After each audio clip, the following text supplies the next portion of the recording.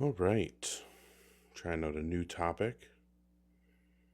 We will see if the topic does anything. If anybody wants to engage with it. Should be a good time. I suppose today is a good day to talk about this as a topic. So, yeah, we'll see how it goes. Hopefully, some people will want to, the return. The return indeed.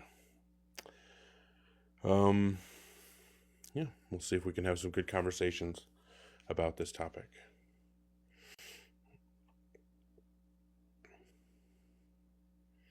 Hello. Son, are you at least 18? Pardon? Are you at least 18? Oh, yeah. I'm 21. Okay. Are you a Christian? Yeah. Catholic. Okay. Why do you think we should believe Christianity is true? Um, Probably because it's better for the world. I'm not asking what's better for the world. I'm asking what's true. Why should we believe that Christianity is true? Because it keeps the world alive. Yeah, you're giving pragmatic reasons why you think it's a good thing to pretend Christianity is true.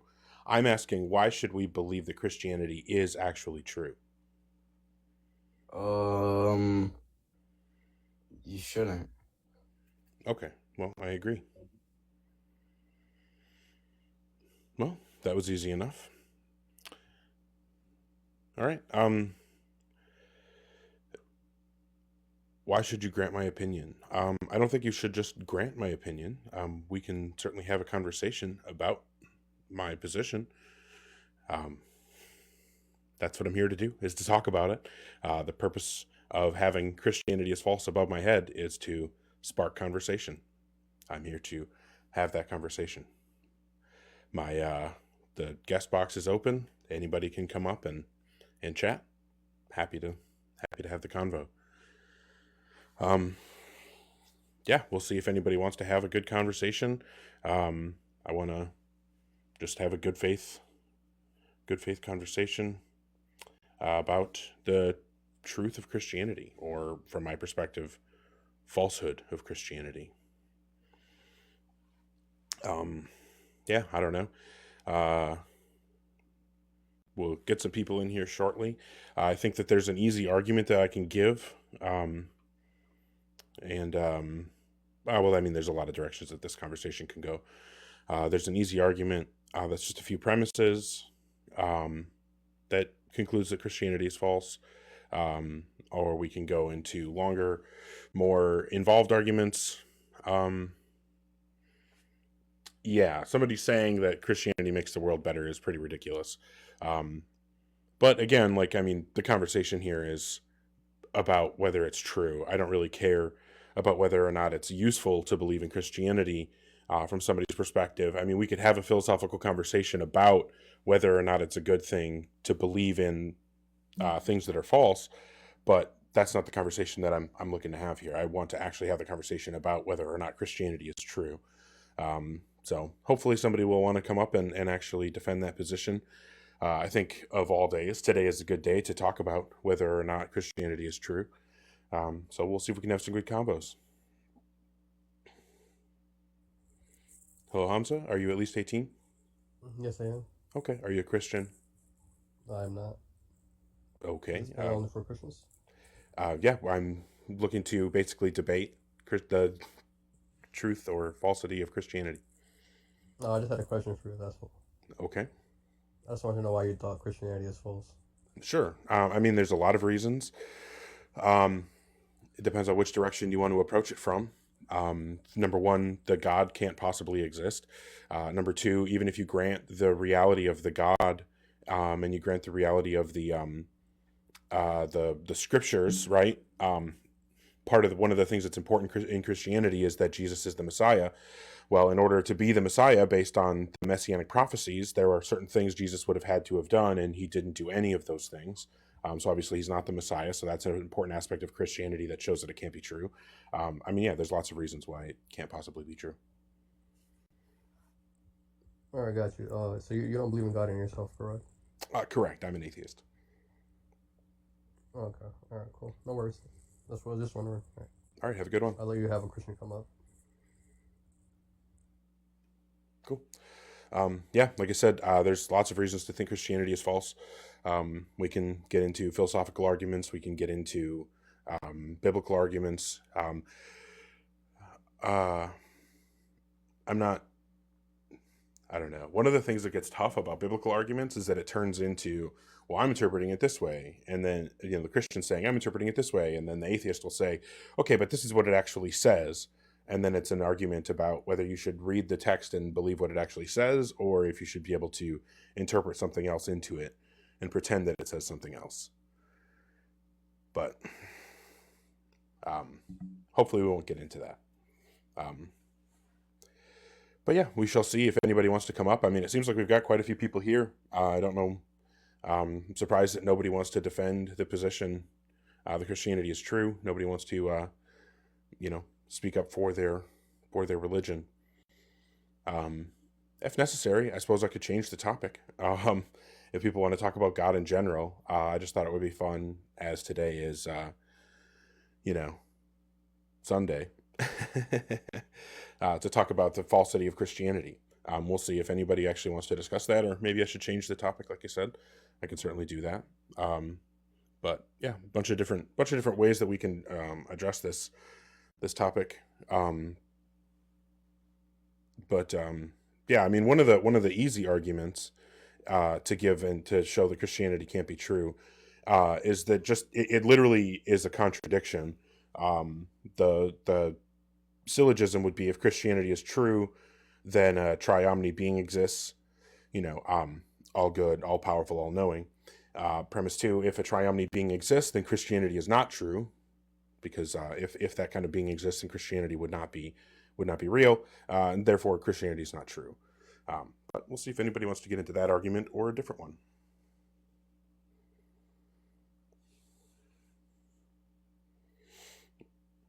Try and bring somebody up. Hi, Low Life. Are you at least 18? Yeah, how you doing? I'm 24. Cool. I'm doing okay. I assume you're Christian? Yeah, I'm a Christian. Okay. Why should we believe that Christianity is true?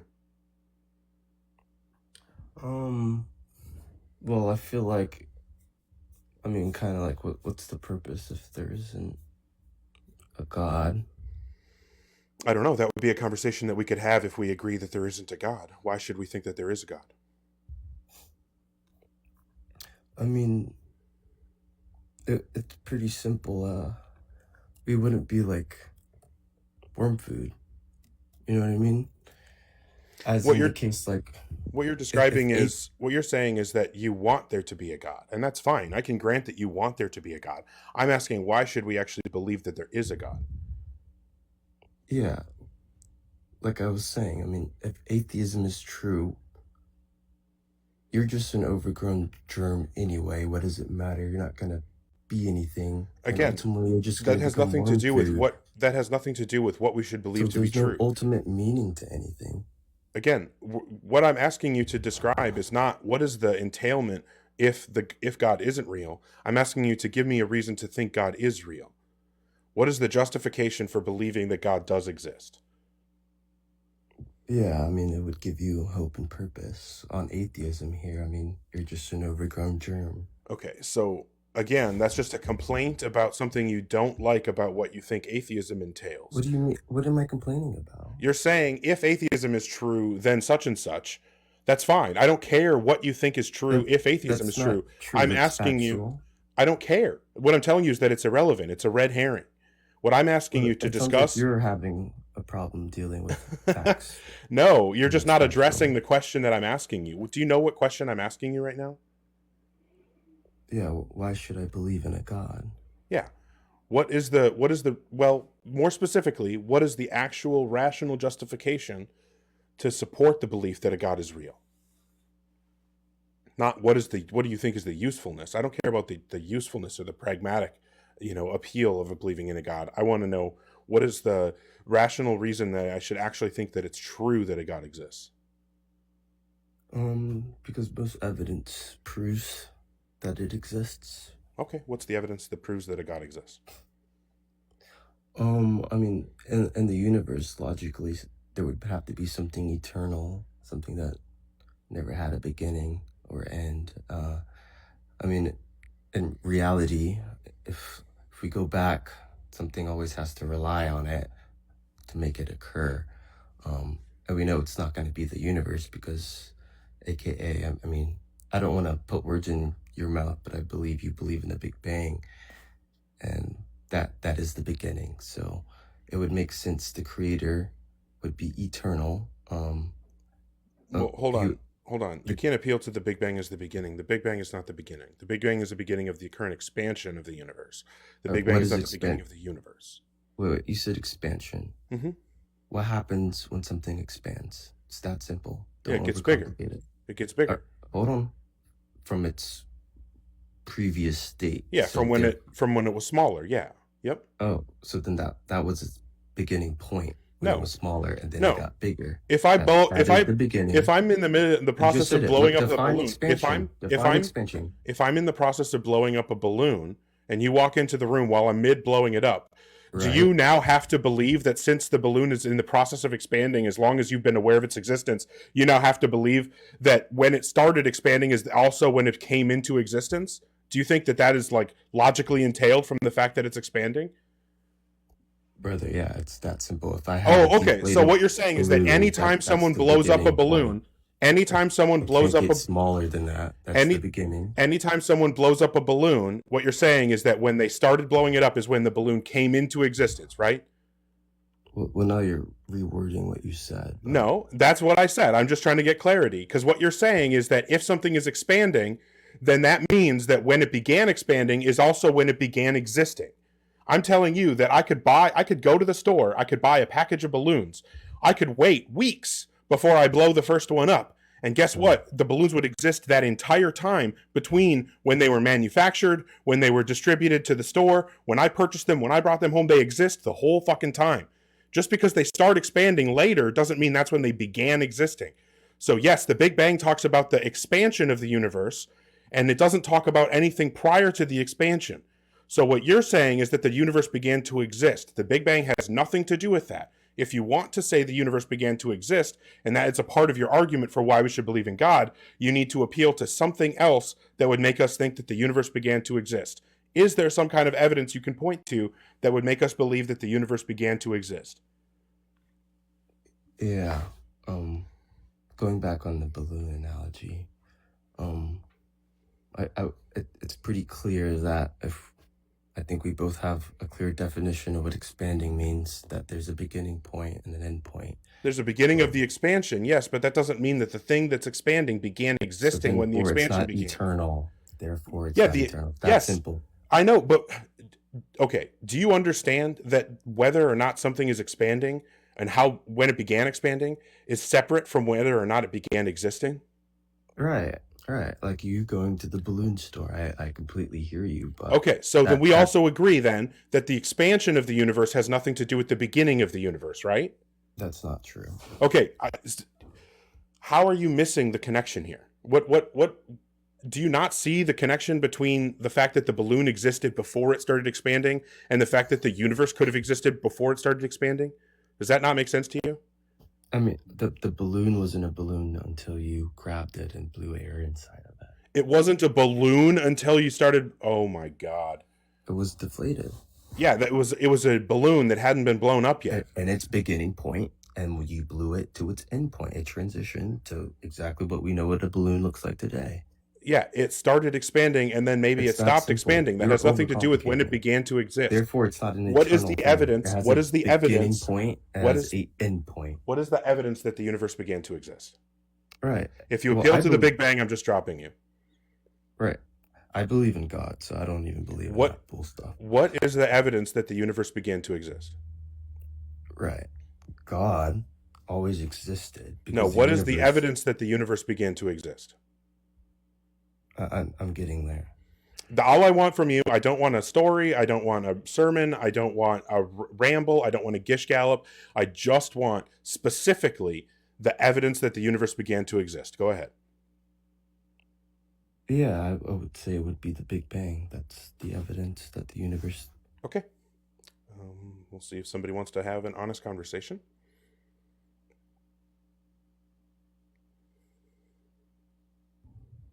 Hi, Zion. Are you at least? Oh, okay.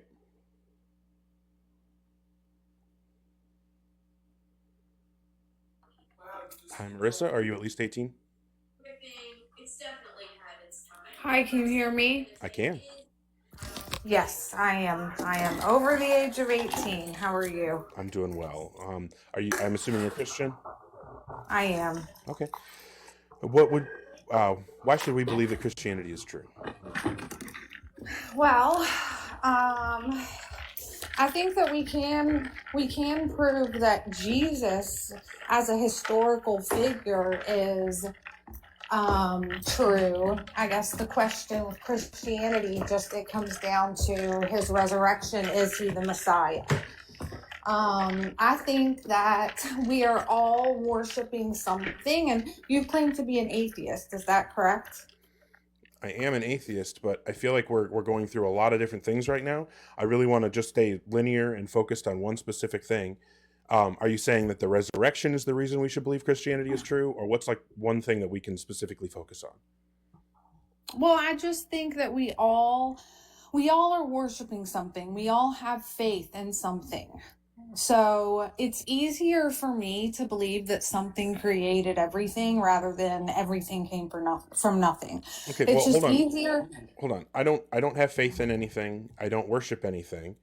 but you And do. no, You do. I don't. Everyone worships Look, something. Everyone. Marissa, I'm going to do you the favor of not pretending that I can read your mind. I'd like you to do me the favor of not pretending you can read my mind, okay? Neither Okay. of us can read each other's minds, so let's not pretend we can. So what I'm telling you is that I don't have faith in anything and I don't worship anything. I don't Okay, operate that way. Guy, please hear me out too. Can we respect each other and have a civil conversation here? Can you not demean me, please? And I'll do the same to you.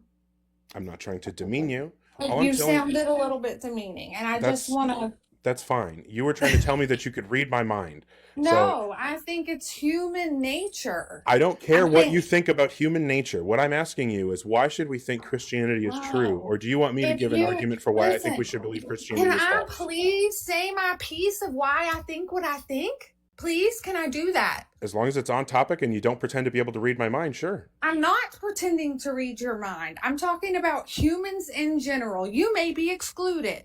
I hope you are excluded. Humans in general are worshiping something all the time. We're worshiping something. We're worshiping ourselves.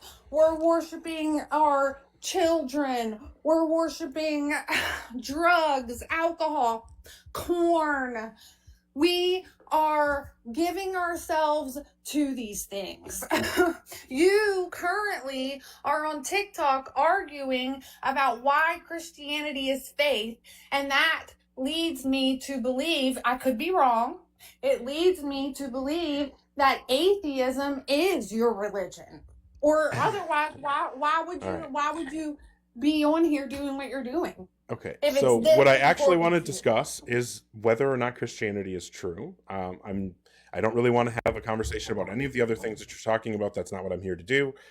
So do you want to discuss whether or not Christianity is true? Sure. Okay. I don't think Do you want we're gonna want to talk about any things I want to talk about though. Well, if you want to talk about other things, you're welcome to go do your own live and talk about anything that you want. I'm not making you to be here. I didn't even ask you to be here. I'm allowing you to be here because you asked to be here, okay? I did. I want to be Okay, here. fantastic. I didn't. So Yeah. we have two options of how we can proceed, and it's up to you which one we take, okay? Either you can provide some kind of argument or evidence for why we should think Christianity is true, or I can provide an argument for why I think we should believe Christianity is false. Which do you Okay, prefer? you go ahead. You provide your argument first. Fantastic. So what I would say is that if Christianity is true, then something that would follow from that is that a triomni being would exist, right? Like a God that's all good, a God that's all knowing, and a God that's all powerful, right? That would be something Okay. that would be true if Christianity was true, right? Correct. Okay. Now, so that's the first premise of my argument. The second premise of my argument is that if such a being existed, a being that was all good, all knowing, and all powerful, then Christianity would not be true. Because if Christianity is true, then that also means that the concept of original sin is true. And unfortunately, the concept of original sin is inherently unjust. Now, an all good being would never create an unjust system, which means that if an all good, all powerful, all knowing being existed, original sin wouldn't exist. If original sin doesn't exist, Christianity isn't true. So that means that if that triomni being did exist, Christianity wouldn't be true. What this tells us is that if we start with the idea that Christianity is true and we follow the logical entailments, we realize that Christianity being true implies that Christianity itself is not true. So the only a logical conclusion that we can make is that Christianity is not true. Okay, well, we believe in a monotheistic God, number one, Christians do. I think that you don't have the same understanding of the Bible that I do. God loved us so much, according to the Bible, that he gave us free will. And humans... Do you understand what original sin is? Yes, I understand what original sin is. Okay, so this doesn't have anything to do with free will. This has to do with the concept of original sin and the fact that it's unjust. And all good being would also be just. I haven't been a Christian forever, and I used to sound a lot like you. I had a job several years ago where I would debate with a guy that I worked with, and I had all the same arguments that you do. Actually, I said, if this is a loving, all-knowing, all-just God, then why is all this terrible stuff happening in the world? Well, the reason the terrible stuff's happening in the world is because of the original sin. But I'm not talking about any of that. I'm not talking about that at all. You're talking about the original sin.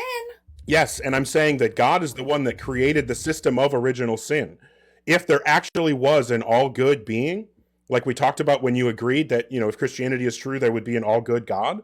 If an all-good God actually existed, they wouldn't create a system like original sin. Okay. That tells us that if Christianity was true, it wouldn't actually be an all-good God. Okay. So if an all-good God does exist, Christianity is false.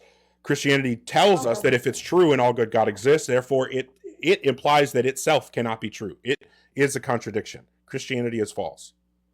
Oh, God. I literally forgot what I was even going to say because everything that came out of your mouth is just... Well, do you want to respond to what I'm actually saying?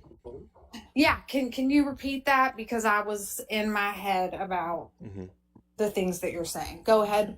Sure. If Christianity is true, then that would mean that there's an all-good, perfect God. The problem is, if there was an all-good, perfect God, then Christianity wouldn't be true because we wouldn't have a system like original sin. That means that that Christianity cannot be true. Okay, can I ask you a question? Sure. If you love something, do you force it to be with you? No. No. So God gave us that. He's not going to force us. That has nothing to do with original sin. I didn't get to choose. I didn't get to choose whether or not I was born with original sin. No, right? You didn't. That's right. Just so this isn't about free will. In. This isn't about free will. This isn't about choosing because free will has nothing to do with original sin. My free will is not involved in whether or not I have original sin. So we cannot appeal to free will when we're talking about the injustice that is the system of original sin. So what I'm telling you is that because original sin exists, that means that under Christianity, original sin exists. You need to read the Bible, bro. Okay. Well, do you actually want to engage in the argument? Or you have an argument that you want to give? I feel like there's nothing that I can say or that anyone else can say that is going to even remotely pivot you from the position that you're in right now. You are so stuck in your position. There is nothing that anyone can say on this live with you. You've probably been this is the first time I've seen you, but I'm willing to bet you do this quite a bit. Maybe not. But that tells me that there's no point in me being here because you're not really. Well, I appreciate you coming by. I agree that there's no point for you being here. I think that there are probably people. There's at least possibly people who could change my position. But I agree that you're not one of them. So we'll move on to the next person.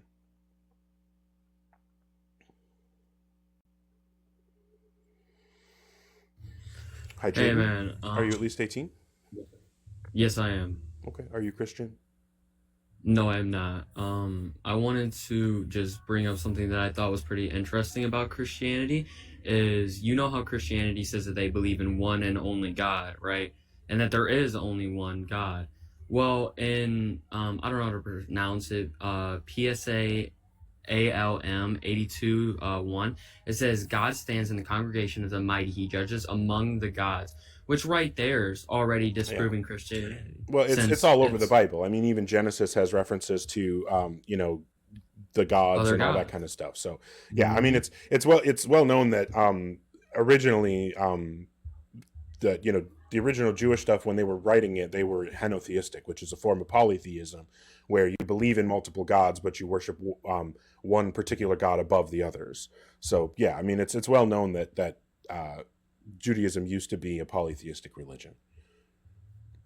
Yeah, I just found it to be very interesting. If you wouldn't mind, I would like to stay up here and just kind of see what Christians have to say about it, because I'm low-key in the same kind of mood you are in, just to see. Well, that's not specifically the kind of thing I'm looking to talk about. I've got specific arguments, but you're welcome to hang around in the comments and chat, and we'll try to have good conversations here. And we'll move on to the next person, see what they would like to discuss. Hi, HT. Are you at least 18? Yeah. Cool. Are you Christian? Yeah. Okay. What would you say is the best reason to believe Christianity is true? Oh, yeah. So, I'm wanting to have like a honestly good faith debate because I'm still developing my philosophy, but I think that the best argument for Christianity would come from I think intelligibility would be the best argument. So it's somewhat of a transcendental argument mixed with like divine conceptualism. It's kind of like a mix of both. But the basic idea comes down to, if you believe that there are false or valid inferences, then those are grounded by universal properties. Universal properties are has to be grounded by like a infinite mind. But we can go down those premises first before we jump to that. If universal properties exist, then what did you say? A what mind? How did you describe it? Well, I think what follows from that would be normativity. So if how did you describe God? You said some kind of mind, something mind, a transcendental mind, or I don't remember. Infinite mind. Infinite mind. But that's not the structure of the argument. Universal Well, this is the argument you just gave. No. That was a conjunction of the intuition that I have. That's not the argument. The argument would come from an inference. Okay, I mean, I've written out an inference that you just gave. You don't want to use that? That's not an inference. That's a conjunction. Okay, what's the inference that you want to use, or the syllogism you want to use? If I were to give a syllogism for the argument, I guess I could say, if knowledge is possible, that would be premise one. No, whoa, that's not a premise. No, that's not a premise. That's an antecedent. That's a conditional. Yeah, okay, that's a beginning of a conditional. If knowledge is possible, what, then God exists? Yeah, I'm about to. So the thing is, how would I frame this, right?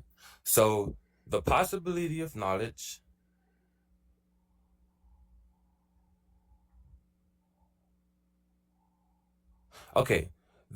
let's say this, right? The preconditions, there are preconditions to knowledge. Let's say this. I'm gonna use that as my first premise.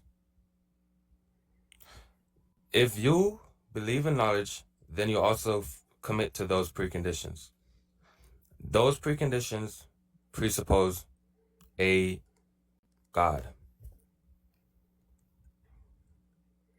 Okay, so there are preconditions to knowledge that presuppose God. That's like, okay, a first premise. What's the next premise? No, that's actually the argument. No, just so saying there are preconditions to knowledge that presuppose God. Okay, so then what you're trying to say is, that if knowledge exists, then God exists. Knowledge exists. Therefore, God exists. Yeah. Let me. This is 2. I took the. Okay, hold on. So.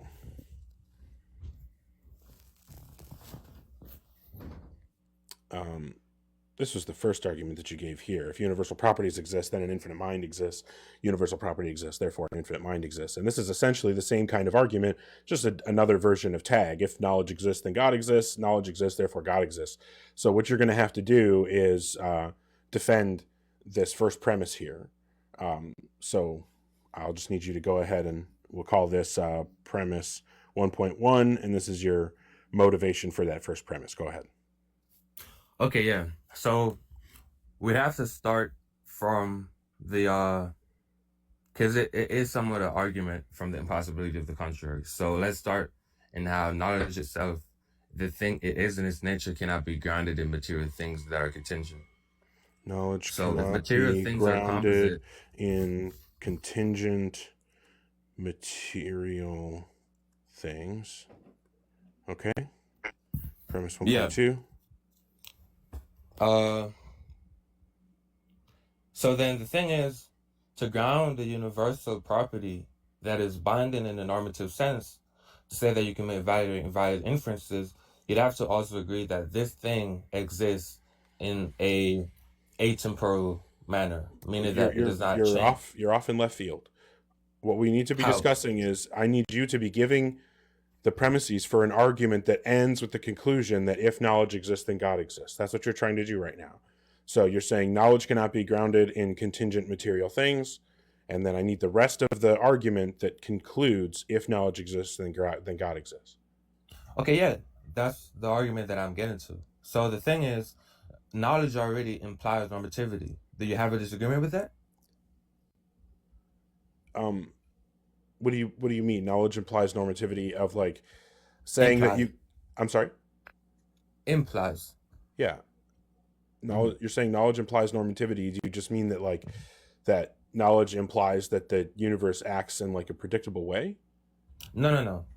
We all act in a particular way when it comes to knowledge or truth proposition. So for instance, me saying that God exists because the sky is blue, that would be an invalid form of inference. But that is universally true, meaning that there's no way that proposition could ever be true on the grounds of the proposition itself. No. So the normativity comes from the idea that you have valid and invalid forms of inferences where you can actually say that I'm wrong. Okay, I need you to say that I'm define right. what you mean when you use the word normative, because you're not using it the way that I would. Normative just means that there's a prescriptive system to it, meaning that there's ways you ought think or ought reason.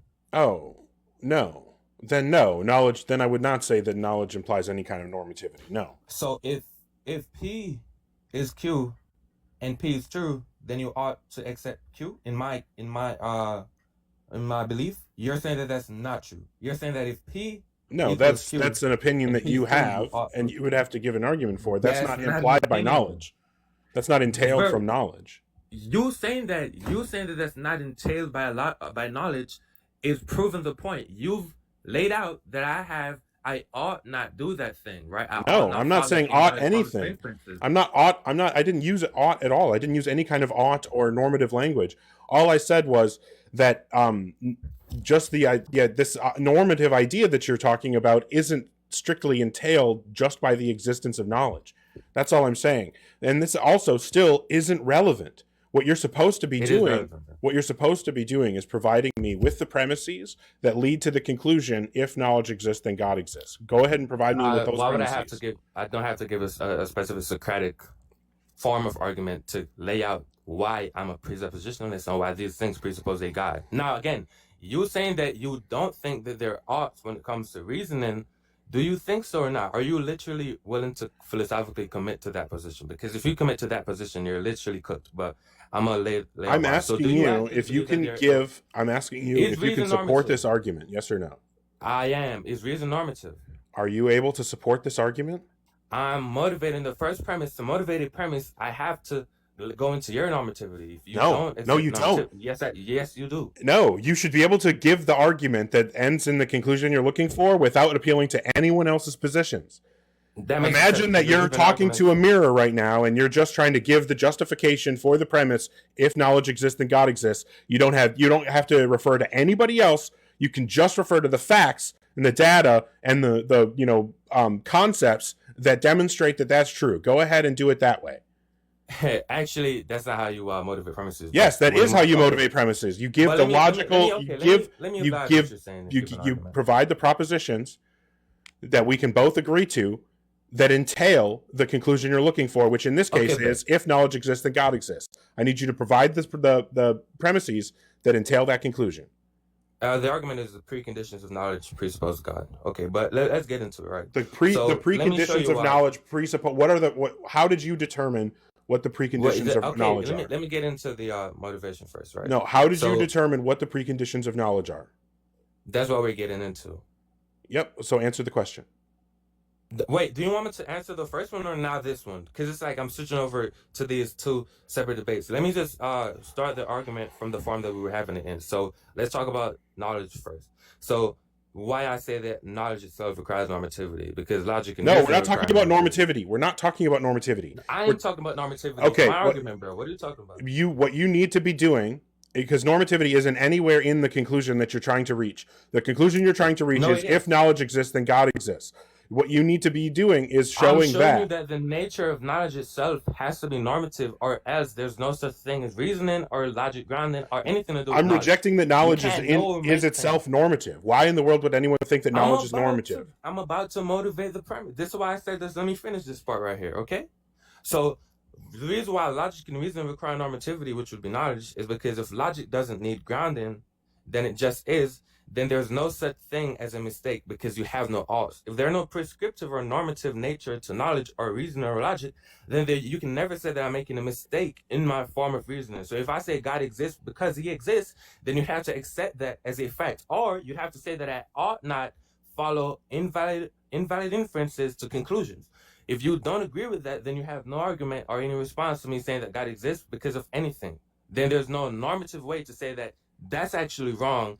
That's not a valid form of reasoning or a valid form of grounding logic. So again, and then if no mistakes, then you have no reasoning, because reasoning is literally getting to conclusions and then avoiding mistakes that you'll make for those conclusions. So if you have no reasoning, then you have no debate, you have no argument. That's period.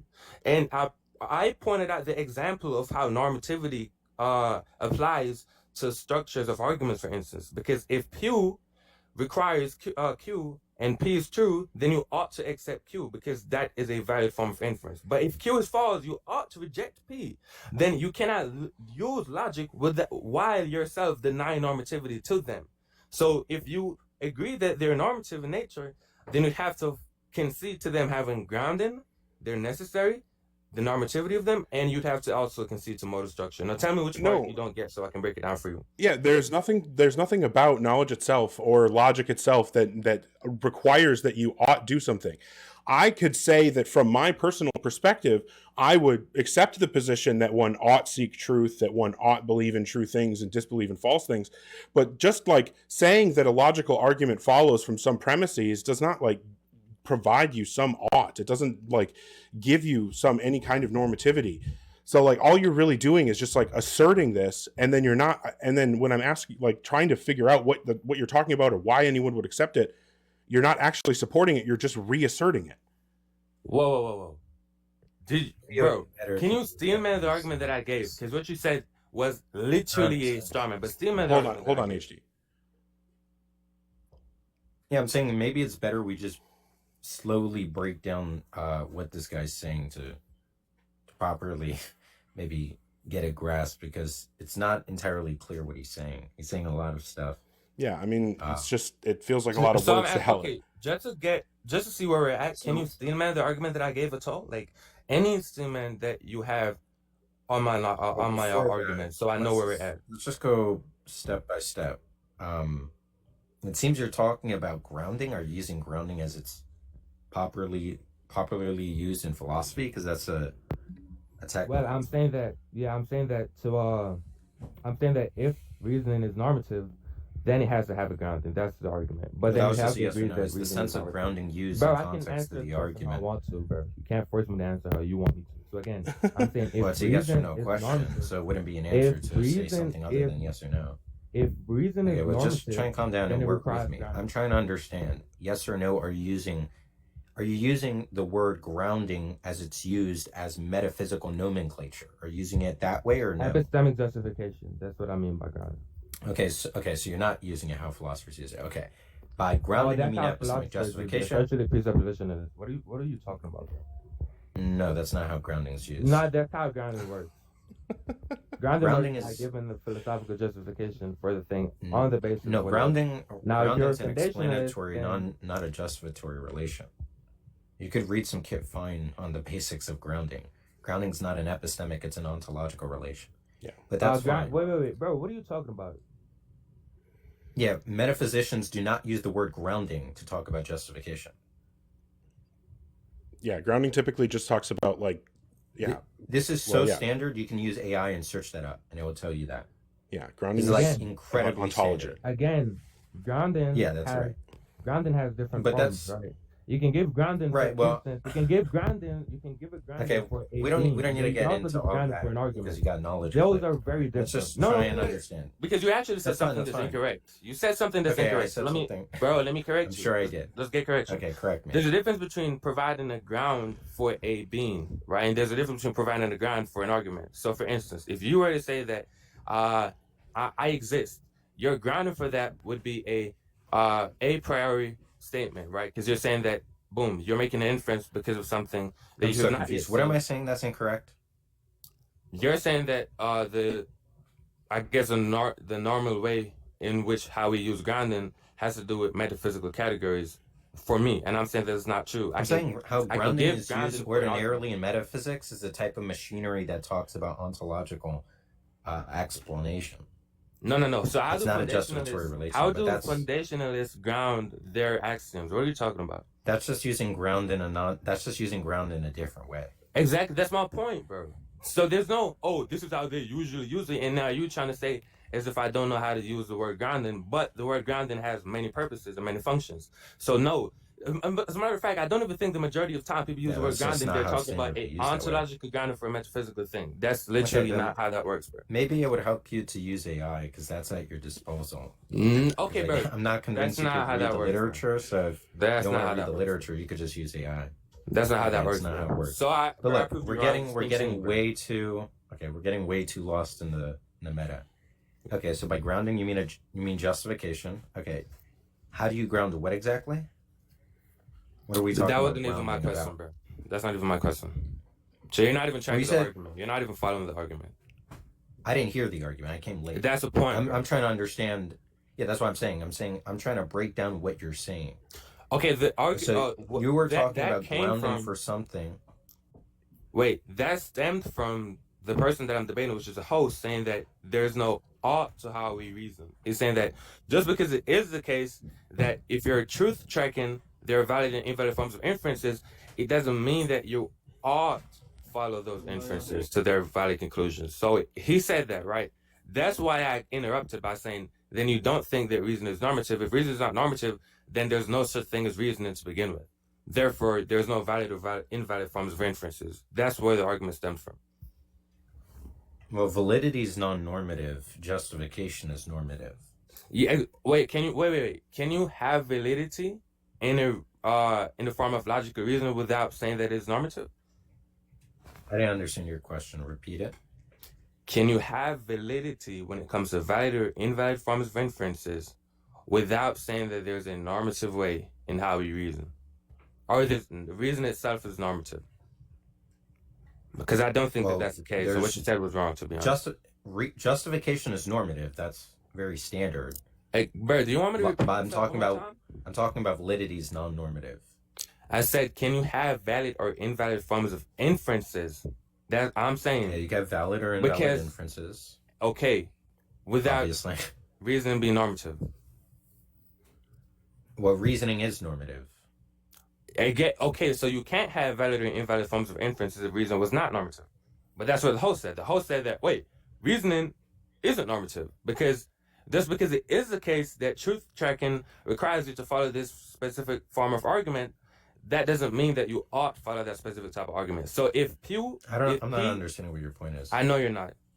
So I asked the host a question specifically. I don't know. I I said said if- you know it. I said if P entails Q, and Q is true, Do you think maybe then it's because we it's a ought to failure accept P. on your part to effectively No, communicate your bro. points? I specifically asked him I gave him an example and asked him where he would Okay, stand on so that example. I don't know what I you're said talking about. if P entails Look, Q let's just try and get your and Q argument. is true, Let's just, then you ought to accept let's just P. get your. And the host said, no, let's just get. you don't have to accept Q. Okay, You don't have to accept it, that's even though it fine. follows. No one cares about this. Just Wait, what's I your care argument about it supposed because to it's be? my argument, dummy. Okay, I don't care if you care about it. What's You your don't care argument about my supposed to argument. I know you don't. be? You're not delivering an argument. You That's don't care about that's my the argument. I issue. know you don't. Yeah, the argument that you're trying to You're not give giving is, an argument. the argument you're trying to give is that if knowledge exists, then God exists. Knowledge exists, therefore God exists. I'm No, asking no, for I'm the saying motivation for premise one. that's not the If knowledge argument. exists, then God exists. That's what you're supposed to be doing. Is you're supposed to be motivating the premise. If knowledge exists, then God exists. And we got off into But this that's not whole the thing. argument. That is the argument. That is absolutely the No, it's argument not. that you gave. At first, you Nope. gave the argument that if universal properties exist, then an infinite mind exists.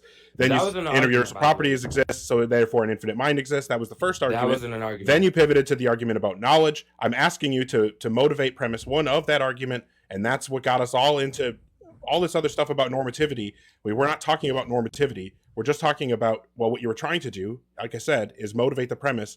If knowledge exists, then God exists. That's what I was asking you to do.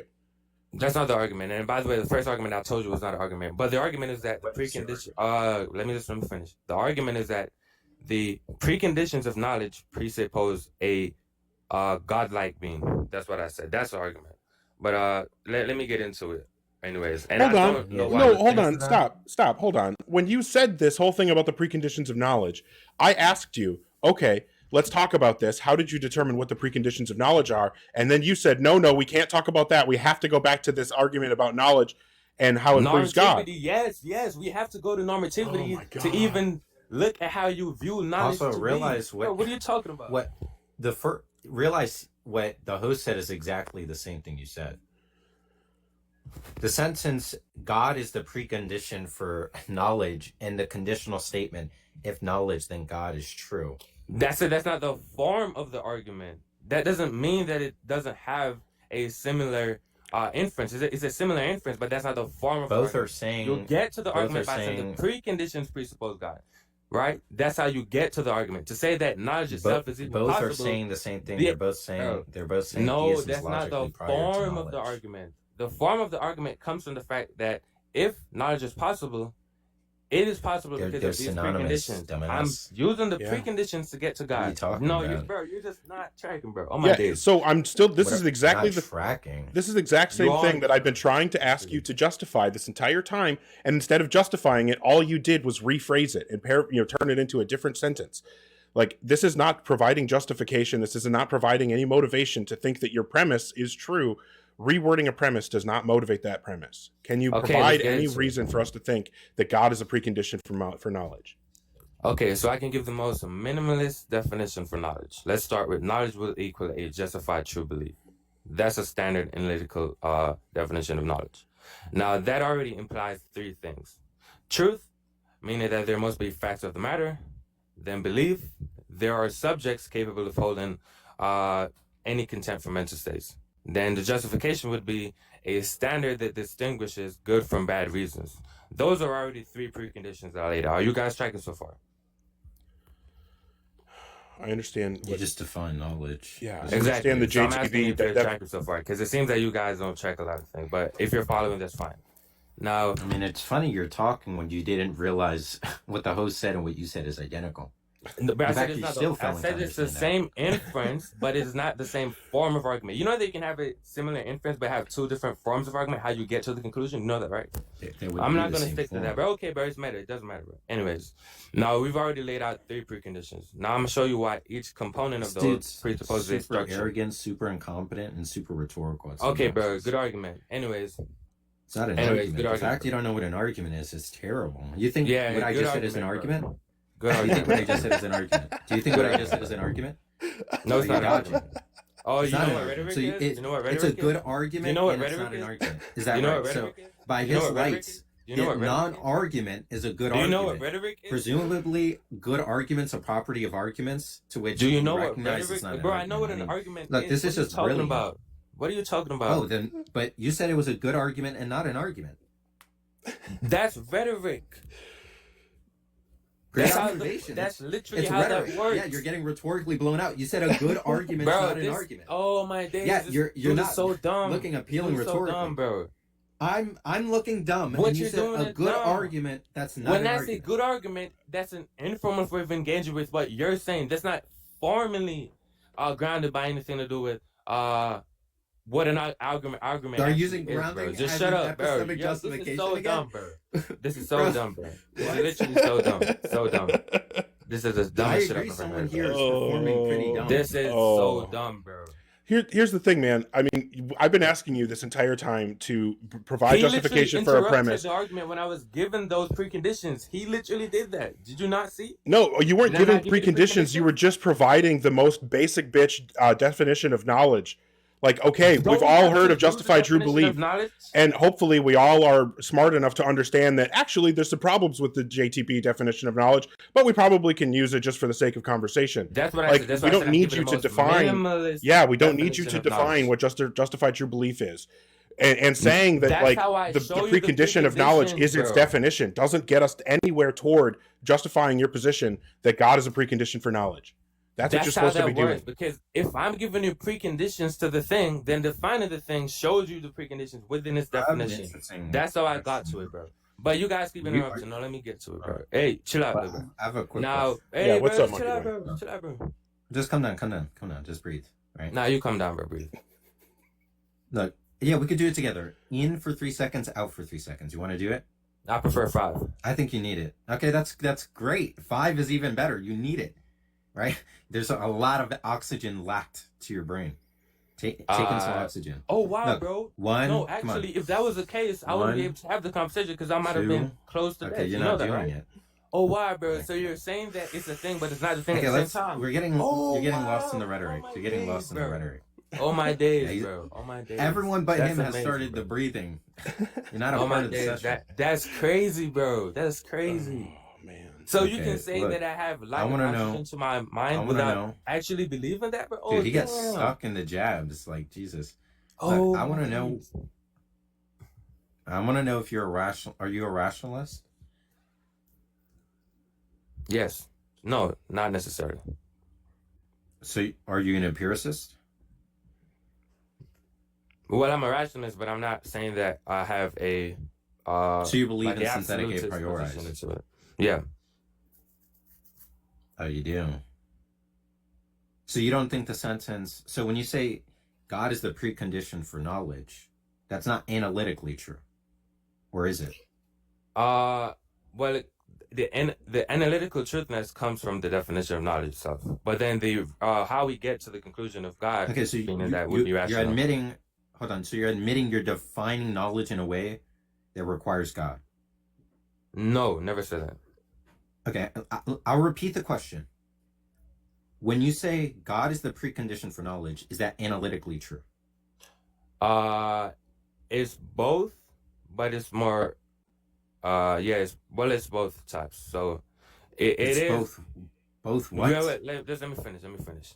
So I'm just Analytic saying and not that. analytic? I'm saying that. Just let me finish. I'm saying that you can get to that point independent of an experience. So I'm saying that you can get to the preconditions independent of an experience, and then you can get from those preconditions the God independent of. I didn't ask experiences. you if it was a posteriori. I asked you, is it analytic? What are you talking about? Isn't that what a rationalist would hold? That I'm it's a asking you- primary or most reliable I'm source? asking Not you that when it's you the say only it's a source? precondition. When you say it's a precondition, are you saying it's an analytic fact about knowledge? Yes. Okay, so you've just admitted you're defining knowledge in a way that requires God. No, I'm saying that knowledge itself requires God. I'm not the definition of it. And that's true. That's true of definition. That's what it means to say it's analytically true. It's a fact Yeah, about that's the what I meaning of the said. word. So I'm not defining Okay, defining it in the way that tracks. I'm defining knowledge to how it tracks to the reality. Period. Okay, you're using an account of knowledge where you're saying it's analytically true that if there's knowledge, then there's God. That God is the precondition for knowledge. That's analytically true. Okay, so you're defining knowledge in such a way where it entails the existence of God. I'm saying it is defined in such a way where that entails the existence of God, not me. Well, I'm giving a definition, but it's not my definition. I didn't make the definition. That's how knowledge itself operates. If you can give it, do you think the ordinary epistemologist, you think JTB, you think that entails God? Yes, that's why I said before I gave the definition, I'm using the most minimalist definition for knowledge. So when you're saying when you atomize those concepts into further concepts, you can then get to God? No, I'm saying that the preconditions of the thing that we've defined, whatever definition you give for knowledge, for it to make any sense, those preconditions presuppose a God. Okay, I'm not clear how you get from the meaning of the word JTB and how you get to theism from that. That's You're saying it's analytically that's the true. point, bro. It's an argument. So when you say it's analytically true, you're just saying that okay, from the definition it's true. I'm saying no and yes at the same time. Not in a way that contradicts. I'm just saying that it Not in a way that contradicts. It's just a contradiction, but not in a contradictory way. Bro, you know Yeah, exactly. Do you guys we not get know it. We how get it. language It works? makes so much sense. It clicks. I'm Yeah. just Well, saying, hey, I'm as long as it's a partially non-contradictory engaging with the contradiction, term. I'm on board. Then I'm fine Bro, with that. do you guys know how language works, bro? Do you guys know how language works? You know that you're I don't teaching me. actually You're teaching mean me a something new. contradiction, Apparently, correct? this is how You know that, works. right? Oh my god. You Well, I know mean, I what thought means I to be thought I do partial? quite a bit. I thought I do quite a Are bit. partials Yeah, man. I mean, these public contradictory? education systems. You Are know? partials contradictory?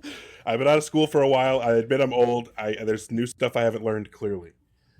This is the dumbest shit ever, bro. Like, you I guys don't know how agree. I agree. colloquial It language has works. been pretty agree. dumb. Yeah, I think Okay, we you agree. agree that Yeah. you don't know how colloquial language works. Agreed. Okay, you don't know how language works in colloquial senses. And I also Bro, you're don't not think- tracking now. You 'cause also that's think not that what- partials are contradictions. Okay, bro, I agree. Okay, Okay, so so like, I just want So to you make are it. actually dumb. Yeah, go ahead, host. I just don't even know. Like at this point, like basically what you've done is essentially try to define God into or to bake God into the definition of knowledge. And Nope. it's like, okay, if we can, okay, hold on. So what you were supposed to be doing, and this is just me trying to show that I attempt to track here. What you were supposed to be doing is providing justification for the idea that God is a precondition for knowledge. To do that, you said, okay, here's the definition of knowledge, justify true belief, and that's going to lead us to God. Then when Monkeyboy specifically asked you, are you saying that you can break down the concepts, justify true belief, and from that get to God? You said no.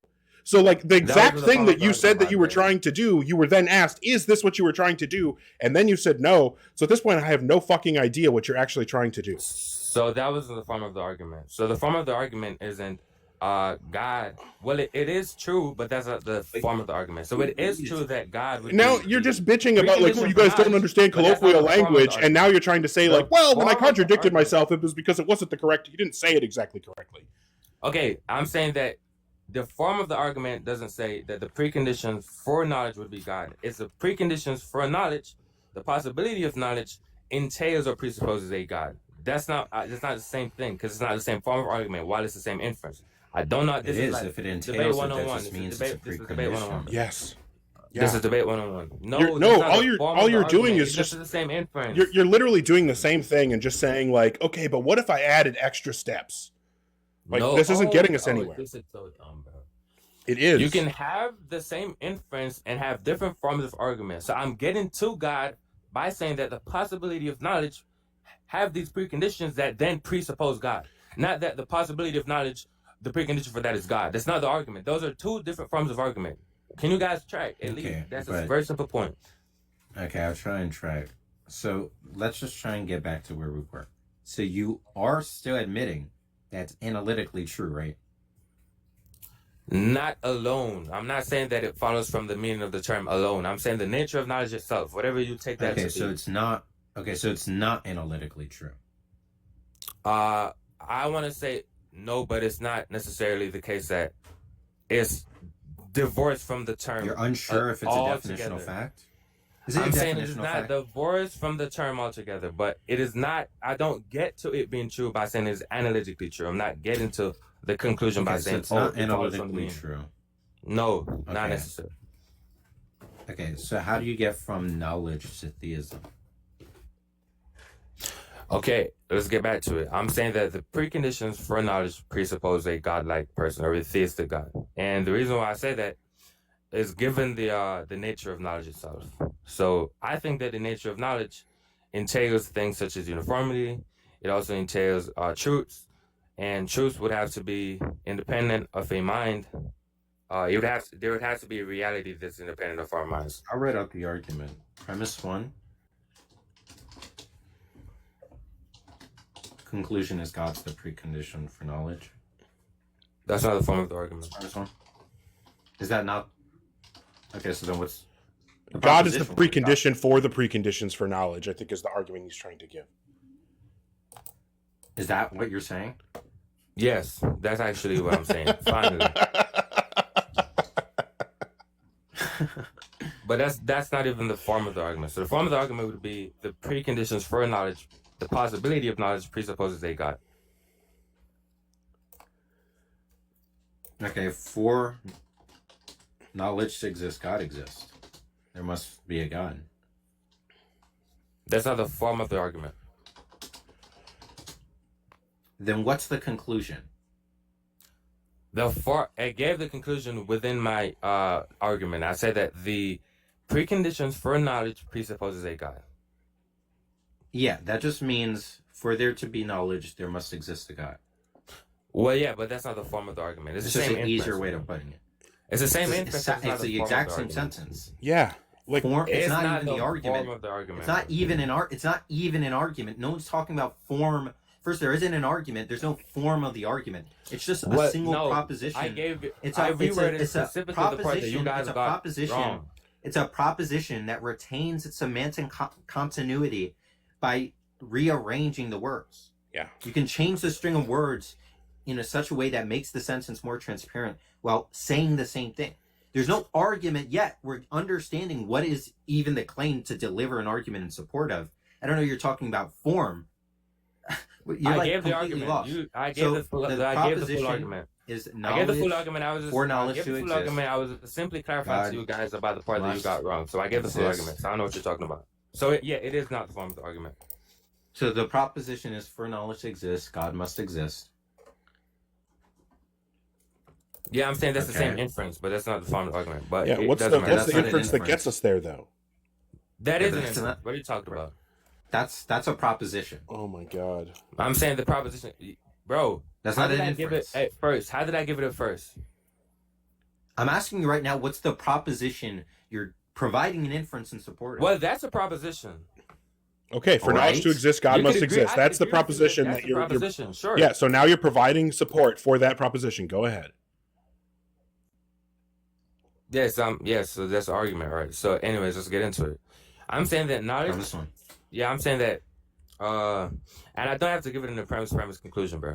But yeah, I'm saying that knowledge in itself, with whatever definition that you choose to go by, it implies a couple of things. So it implies truth, if you believe in knowledge. Okay, I want clear premises.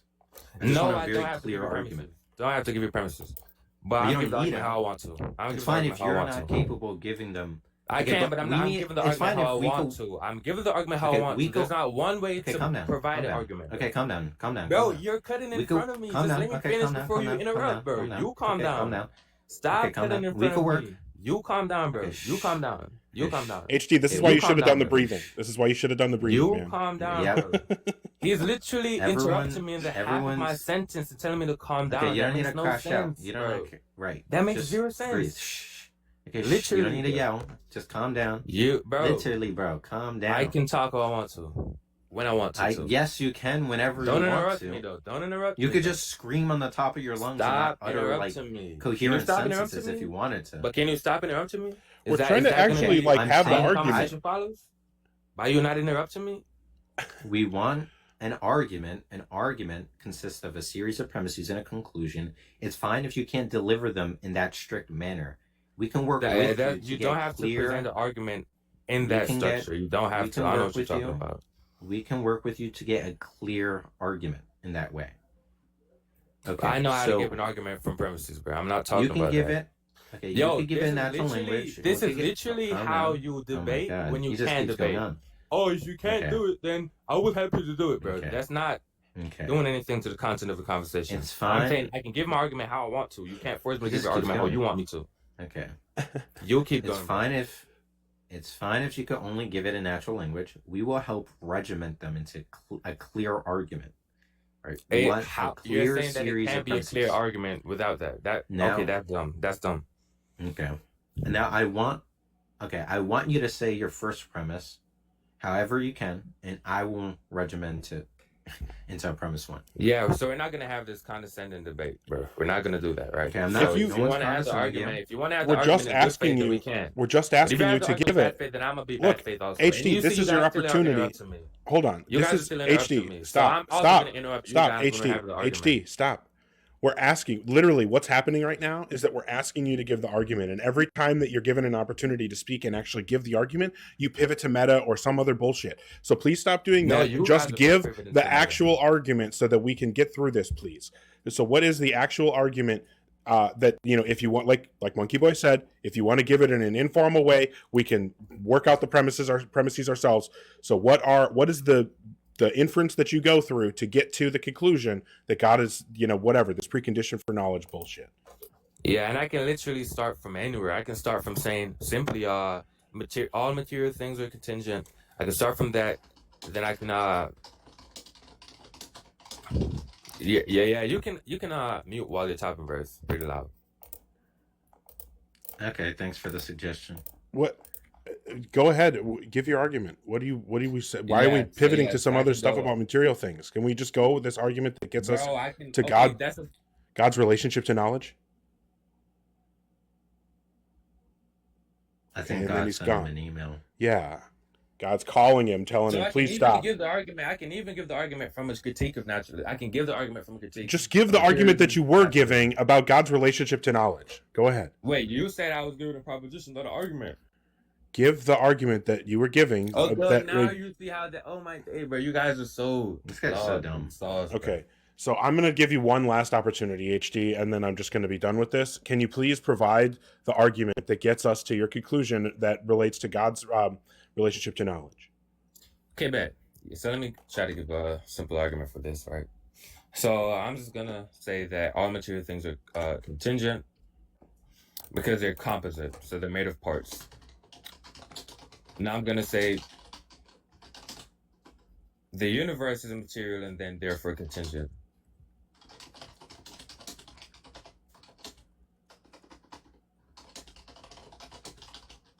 Okay.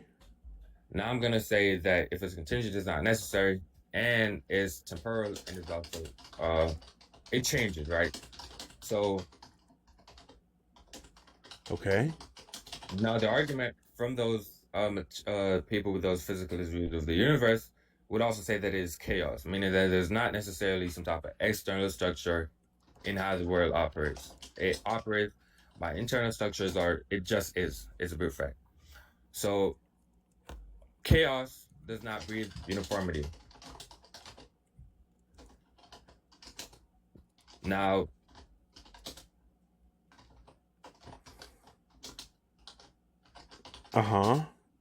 yeah, I'm waiting for him to finish talking, right? Now I'm saying, now, uniformity, if it is, would have to be necessary, universal, and non-empirical.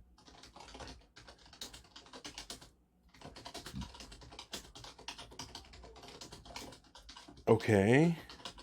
What in the fuck? Now, logic and reasoning requires normativity. What in the fuck?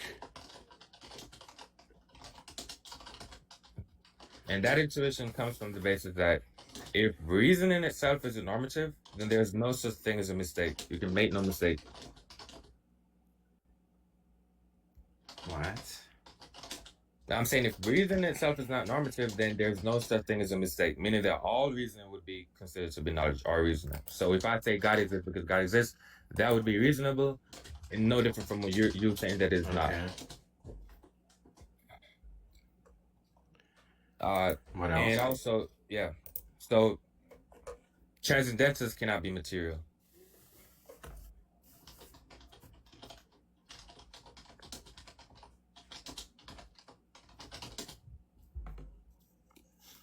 Yeah, and I probably don't have to get onto that, but we can stop right here and hash out the first ones. The first time. This has like Okay, I just wrote down the slot. We got to make this an argument. It's not clear how.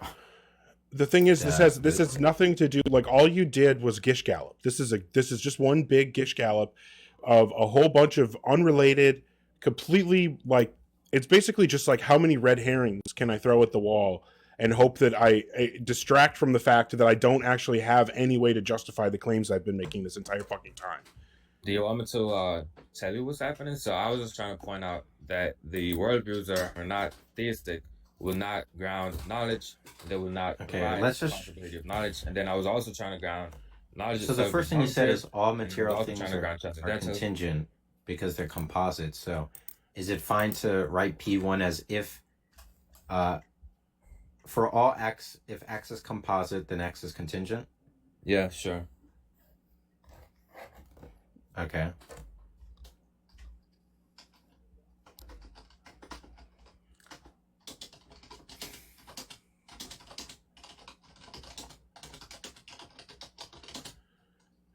Okay, and the premise 2 is the universe is composite. Yeah. What is material and therefore contingent? Yeah, well, just he's trying to clean it up for you. It's easier if you just say composite. Okay, if it's contingent, it's not necessary.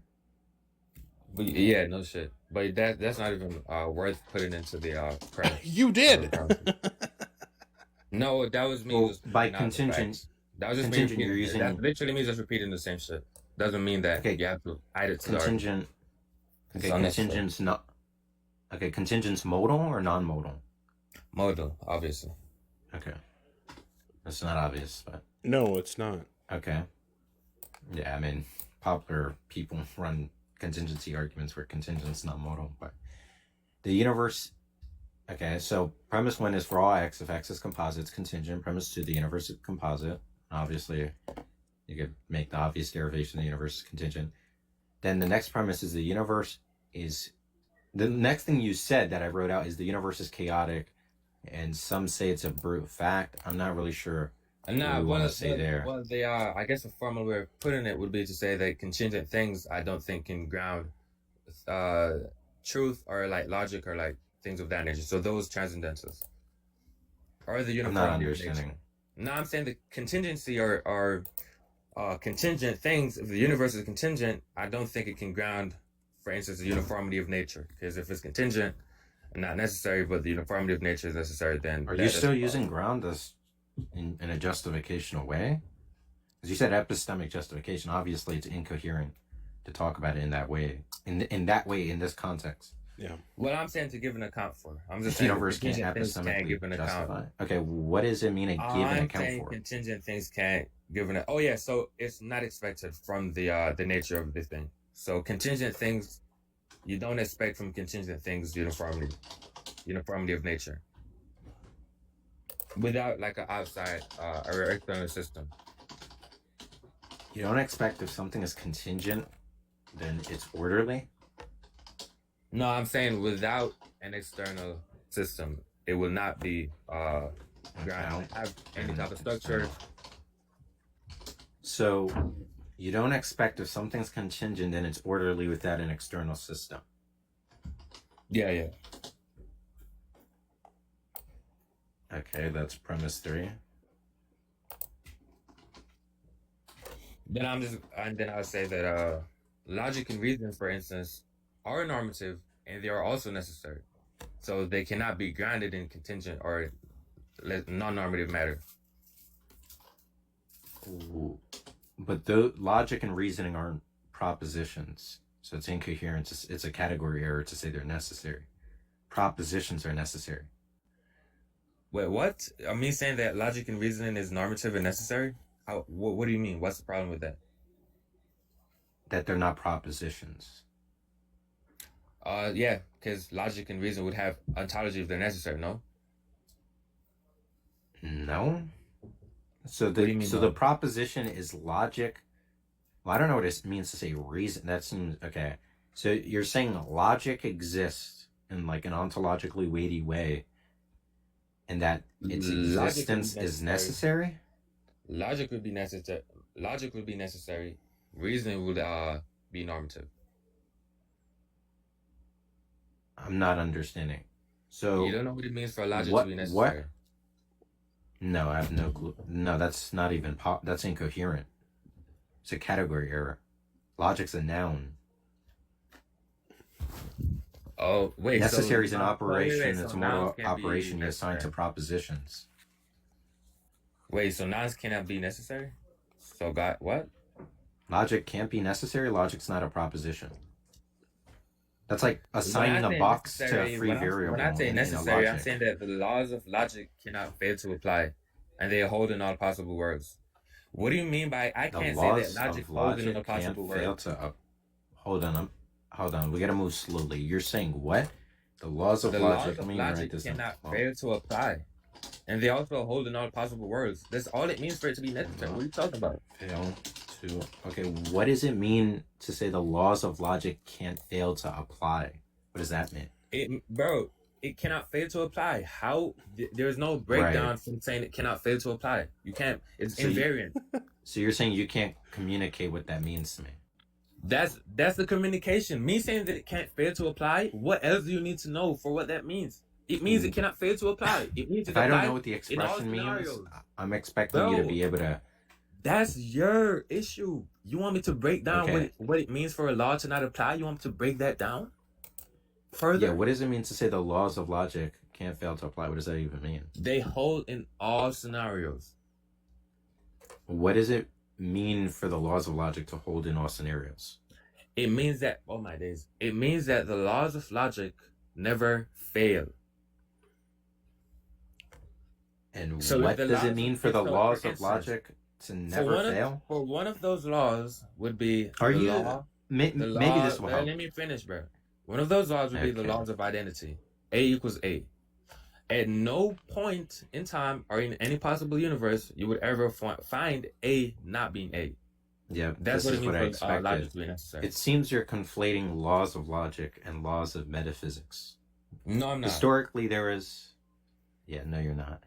So there's If something I say called the laws. necessary, I'm already including the Calm idea down. that it's possible Calm in all down. possible words. Calm down. Calm Calm down or down. what? I'm literally being calm and just giving an answer. Calm down. Yeah, Calm so when I down. say it's necessary, I'm just saying it Calm holds in all down. possible Oh my words. God. Oh, you want me to So calm down look, more? Okay. When I there's. say You it's gotta calm necessary, I down. mean it's Are you possible gonna in keep all going? possible words. Oh yeah, I'm calm. I'm saying it's necessary. It's possible in all possible words. No one It's asked you what necessary that in all meant. possible words. You Yeah, no literally one's did. asking But what that means. I'm actually calming down even more. You want me to calm down further? You gotta shut up. I mean, Okay. stop Oh, talking. not shut up. Oh, so you want me to calm down while not Can we calm down? like You want me to control shut this up? guy? Come on, Oh, you gotta stop bro, talking this is for so real. Can you funny, please? bro. This my is Can you days. just please stop? the only way we're going to get anywhere is if you can just please stop talking. If HT. he can stop talking too, because HT. he keeps bringing up these meta conversations. I'm not doing any meta. Saying calm I'm while asking I'm you what talking, you he's mean interrupting me by and telling what me to you're calm down. saying. Even when I'm just Actually, you finishing my interrupted argument. me. We're That's trying. why I told you calm down. I was in the middle of speaking. Yeah, I we're was trying to in the actually middle. I was understand what asking you're you a saying. clarifying question. No, I was asking you a clarifying question. So you did interrupt me, okay? No, I was speaking. I was asking a question, and then you interrupted me. Then I said calm down repeatedly, and you kept going. No, I was talking. I wasn't finished, so you interrupted me. Okay, Right. you're not even checking.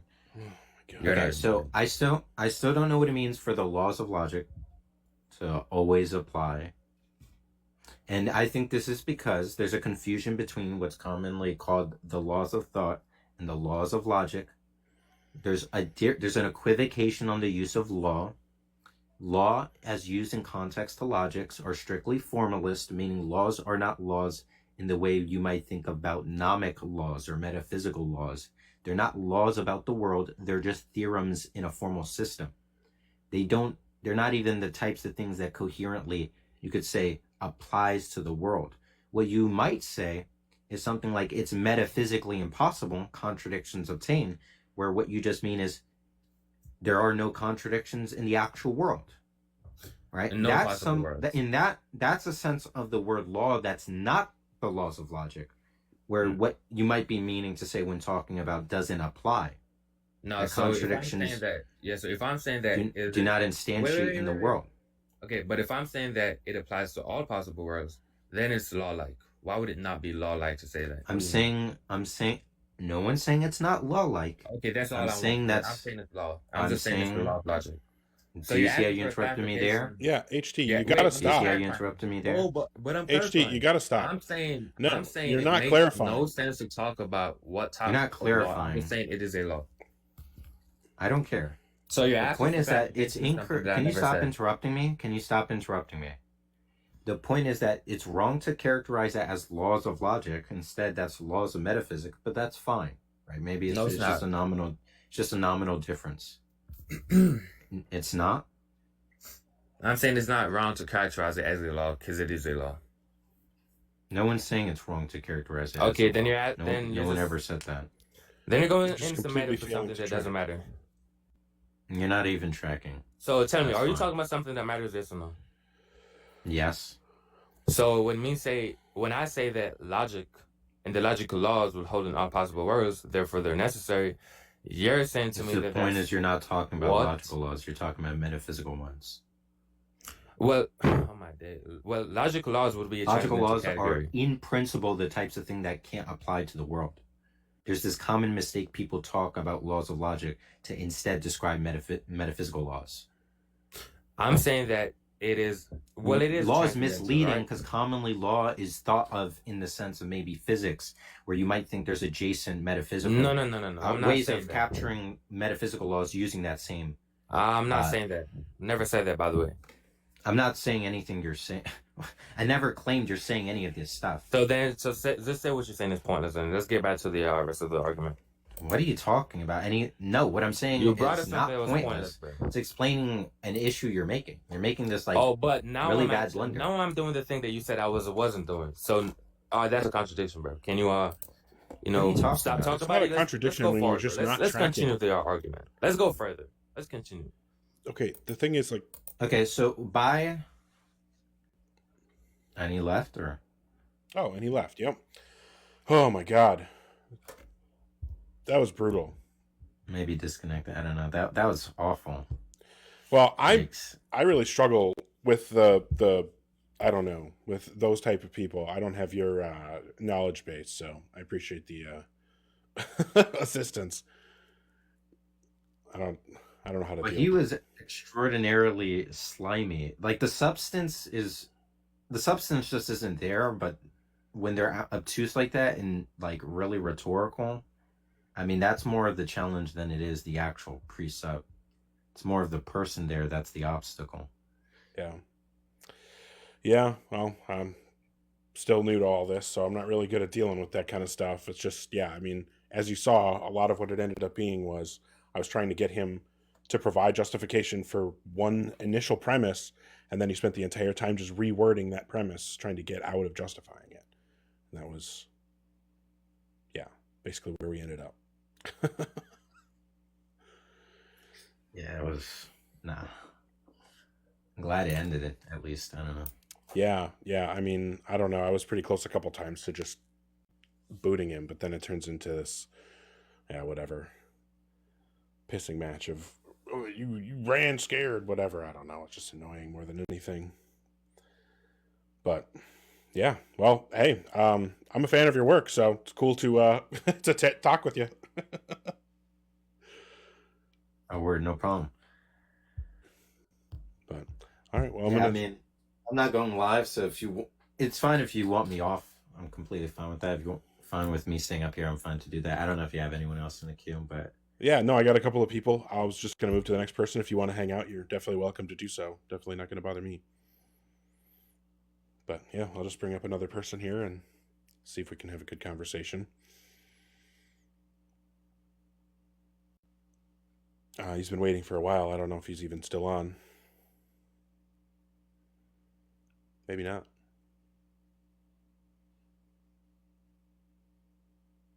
Okay, if he doesn't decline, is there a way that I can kick him? the Mark guy, Yeah. I think you should be able to drop him. Or no, if when he's loading, you have to just wait it out. Okay, that's what I thought. But if they are loading for grossly long, usually means they're not going to connect. Yeah. I'm assuming he's not going to connect. I'll just move to the next person, and then that'll stop eventually. Hi, SF. Are you at least 18? I'm over 18, yes. Okay. Are you a Christian? What's your evidence of Christianity being false? Okay. Well, I think that there's a few different ways that we can go. I think that a really easy argument to give is just that if Christianity is true, then a triomni being exists. Triomni just being, all good, all knowing, all powerful. That would be my first premise. My second premise would be that if a triomni being such as that exists, then Christianity must be false. Therefore, Christianity is false. Hang on. So you said if Christianity is true, the triomni being must exist. If the triomni being exists, Christianity must be false. Yep. So therefore, Christianity is false. It's basically just P implies Q, Q implies not P, which is essentially the same as saying P implies not P, which means not P. Contradiction. Yeah, exactly. Assuming that Christianity is true leads to a contradiction because it entails that Christianity could not be true. How? Yeah, sure. So, like I said, if Christianity is true, one of the things that Christianity purports is that there is a triomni being, right? A God, an ultimate foundation to reality that is all good, all knowing, and all powerful. Well, if it was true that there was an ultimate foundation to reality that was all knowing, all good, and all powerful, then there are aspects of Christianity that would not be true, such as original sin. It's a grossly unjust system. An all good being that is all knowing and also all powerful has the ability to institute any kind of system that it wants, would never institute a system like original sin. That's why, if an all good, if a triomni being existed, Christianity would not be true. Therefore, Christianity is not true. Oh, I thought you meant like a Trinity kind of try. Okay. No, triomni as in all good, all powerful, all knowing. Though those are the omni properties I'm referring to. Okay, could it be that the way this triomni being is described by Christian pastors is not correct or not according to the Bible? So what I'm saying is just talking about the Bible. I'm just talking about what's in the Bible, what is like one of the most fundamental concepts of the religion. One of the most basic things of the religion of Christianity that all sects, essentially all sects of the religion believe is true, is the concept of original sin. Now, there's lots of different ideas of what original sin is exactly, how it works, those kinds of things, but that's irrelevant. Any concept of original sin is inherently unjust. An all good, all powerful, all knowing God would not institute an unjust system. Therefore, if the triomni God exists, Christianity would not be true. But in order for Christianity to be true, a triomni being must exist. Therefore, it's self-contradictory. It's got an internal contradiction. It can't be true. So, question: how can you substantiate that Christianity preaches an all-good God from the Bible, not from what Christian sales pitch is? I don't care for a pastor talking out of his rear end. No, from the Bible, how can you substantiate that it is an all good God from the Bible? Because we know a lot of passages where God is not all good. Okay. Yeah, it does say God is just in all his ways and good in all of his doings or whatever. I don't remember the exact all good in the Bible.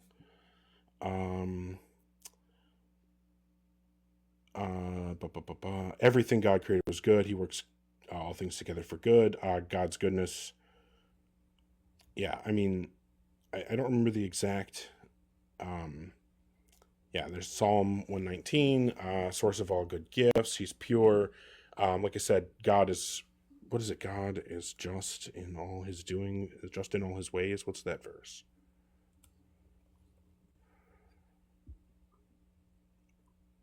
The Lord is righteous in all his ways and faithful in all he does. His works are perfect. His ways, all his ways are just. Faithful God who does no wrong. That's from Deuteronomy. All the ways of the Lord are loving and faithful.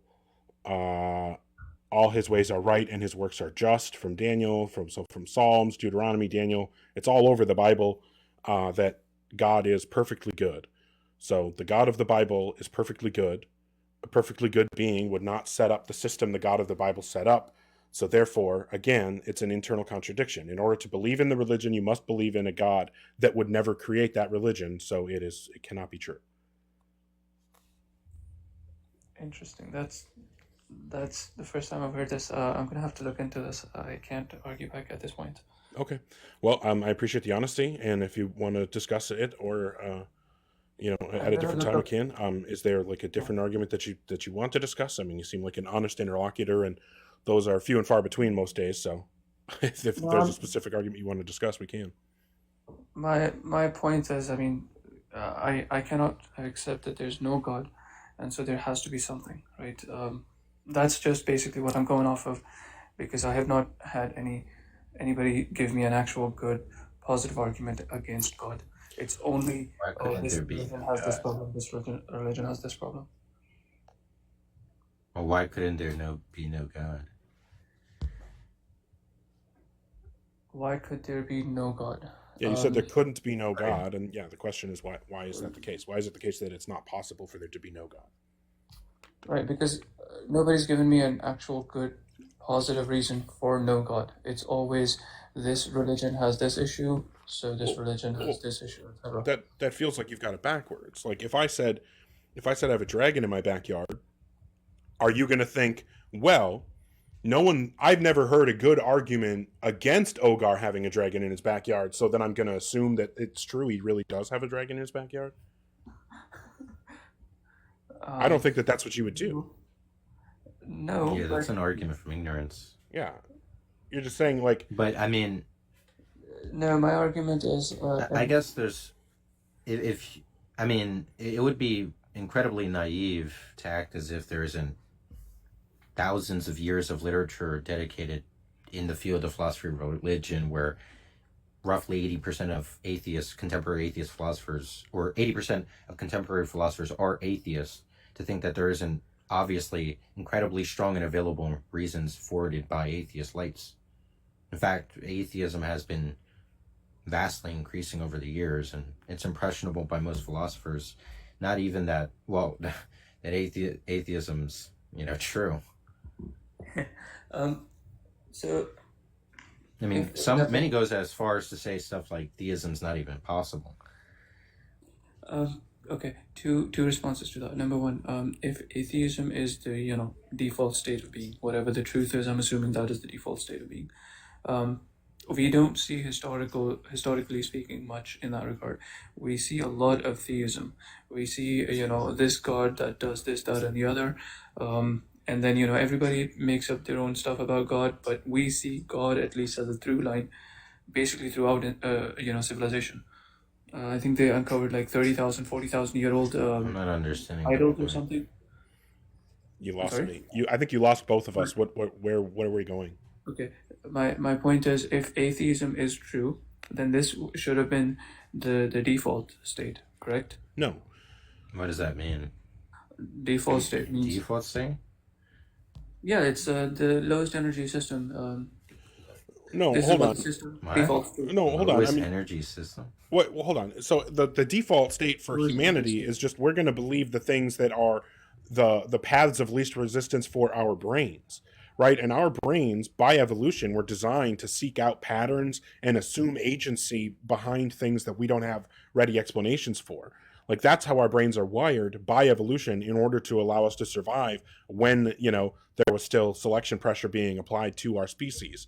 And for that reason, our brains, when we look at the world, we want we impose things on it. That's why we see faces in the moon or on Mars, or we see patterns in the stars, and we call them constellations. Like all these things exist because that's just how our brains were wired by evolution. So like we have a perfectly natural, normal, like well supported, evidentiarily reason to think that our brains are going to do this.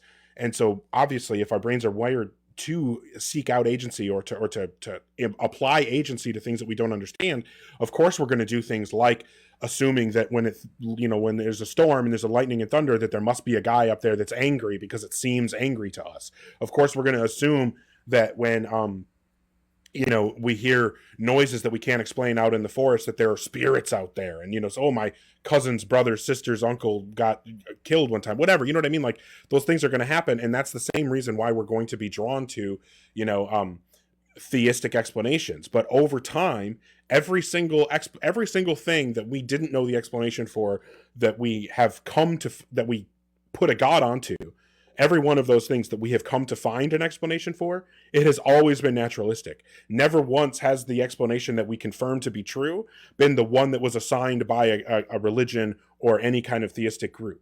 It's not like we found out that half of the Norse pantheon was false, but the other half was real, and Thor really does throw lightning bolts. No, every single thing that they were supposed to explain, we were able to find naturalistic explanations for.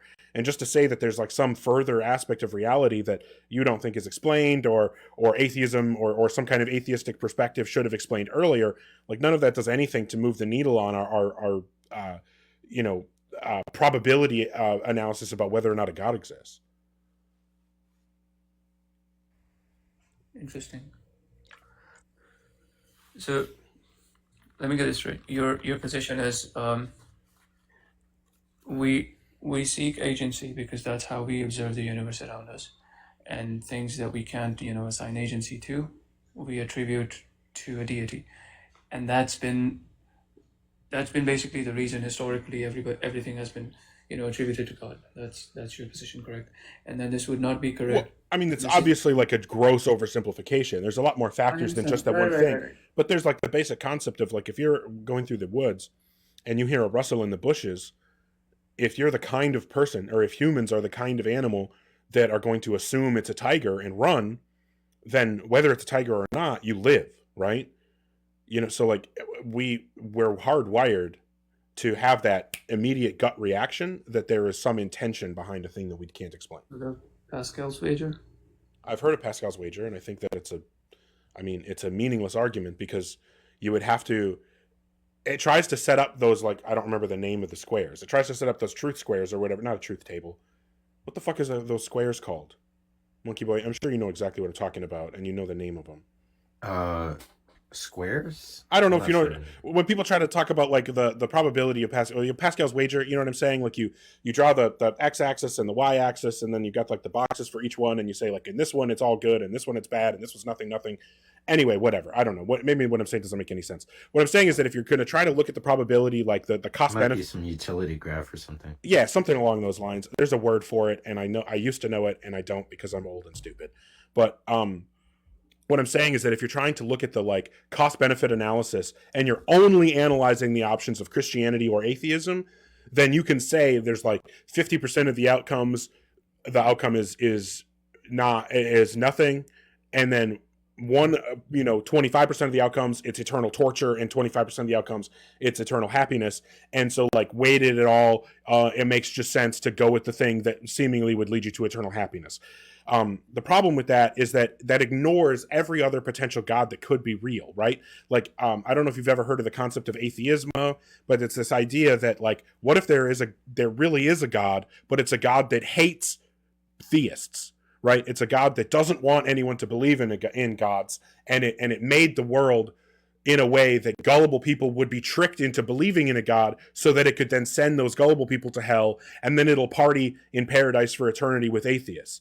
Well, okay, now that possibility is on the table, if we rework our Pascal's wager math, Christianity is not attractive anymore, because even on the option that you act like you believe in God just to try to get the positive outcome, you get the negative outcome from atheismo, right? So like Pascal's wager just doesn't work. That's the first time I've heard this. Yeah, I mean, What's there's it called a common objection. I mean, you could just design. You could just design you could just design infinite concepts. Like, you could just imagine worlds where there's a God who only rewards atheists, or even there's just like some metaphysical computation that based on what beliefs you hold, if you're an atheist, then there is an afterlife and you just go to that. So, I mean, you could just have these concepts in which you just design atheism to have infinite value. That goes into a type of common issue called the baking issue with theism, that theism actually doesn't give you an afterlife. Bare theism is very minimalistic, and it doesn't say anything about any. What people tend to do is, because religions are popular, they think they come with this free baggage. If theism is true, then an afterlife is true. But no, forms of theism entail an afterlife, because that form of theism is defined in terms of a collection of propositions which one is namely that there's an afterlife. For example, Christianity is the proposition God exists, a bunch of historical propositions, the existence of afterlives, and what you could do is you can parody that on atheism. Bare theism doesn't say anything about an afterlife. It doesn't say anything about God's psychology. It doesn't say how strong he is, if he wants to create a world at all, how he wants to create it. Does he want human life? Does he want afterlives? So none of that's for free on theism. Theism is as bare as atheism. And when you have bare atheism and theism, you can just replicate either of the commitments to either. You could just tether, if I think there's some benefit, like an afterlife benefit, for the Christian theist, then the atheist could just design their own view to admit of that afterlife. But one other thing, so most philosophers don't even think Pascal's wager in his own right is successful. But another thing I want to mention is just the fact that there's a conflation between reasons. There's something called pragmatic reasons, which are distinct from epistemic reasons. Pragmatic reasons are reasons to believe the proposition, not because the proposition is true, but in believing it, I gain good consequences or something like that, right? Epistemic reasons are reasons to believe the proposition in its own right, that reasons to think the proposition is true or likely, right?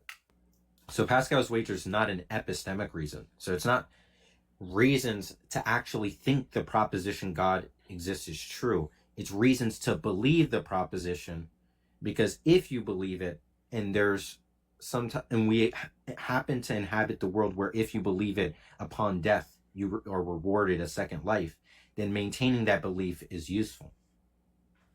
So it's not even the sense of reason us atheists are really asking for, but Pascal's wager is like pretty archaic, and it's not really even taken serious in its own right. Interesting. It's not really like, yeah, I mean,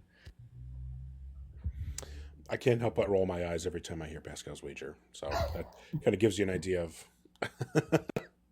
Yeah, but you have to understand, like, it is, basically the first time we hear this stuff. They're not teaching this in churches, let's say. Sure. Well, yeah, I guess it's just weird to me how many I've had people like in my personal life. Now, I'm not going to say that I'm the kind of person who goes around starting arguments about atheism all the time, but I've definitely had conversations about it with people, and I've had people in my personal life who, during those conversations, will think that they're coming up with a great argument on their own, and it's Pascal's wager or some other I don't know, basic fundamental thing, and I don't know, it's a super common thing. But anyway, yeah. So I mean, that would obviously be the response to Pascal's wager. Don't think it really does anything in the way that it might move the needle. There's so many counterexamples that make it meaningless and impossible to decide which direction you would want to go. And in the way that, like Monkeyboy was pointing out, in the way that we're actually trying to move the needle, it actually doesn't even address, right? It doesn't even come close to giving us some kind of epistemic justification for thinking that the conclusion God exists is actually true. So what you guys are basically saying is Pascal's wager is after you've already decided on a position, you apply the Pascal's wager to basically convince yourself that means nothing. Understood. I see what your point is. You could come to believing in Christianity or some religion that admits of an afterlife for that reason. So it's not necessarily you already have to believe in theism. There probably are many people who happen to believe in theism upon thinking about Pascal's wager. But serious philosophers, additionally, I'm not really sure of the ratio, but I don't think that many, or at least it's a dominant position, but there's a view called pragmatism, which is the view that pragmatic norms supersede epistemic norms. As I explained, the distinction between epistemic and pragmatic reasons. Those who have epistemic reasons above pragmatic reasons don't find this as a strong, wouldn't find this in any way convincing, because what they have more reasons to believe is what's true than what's useful. Yeah. Yep, and that's exactly where I'm at personally. Is I want to believe what's true, and if there are multiple true options, then utility and pragmatism I think become much more relevant. But if we're given a choice between a pragmatic false option or an unpragmatic true one, I'm still gonna choose the true one. Interesting.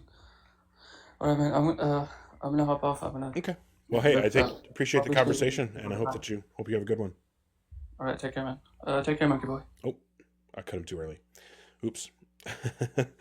All right, we'll try to bring Mark up again. Let's see if it works this time.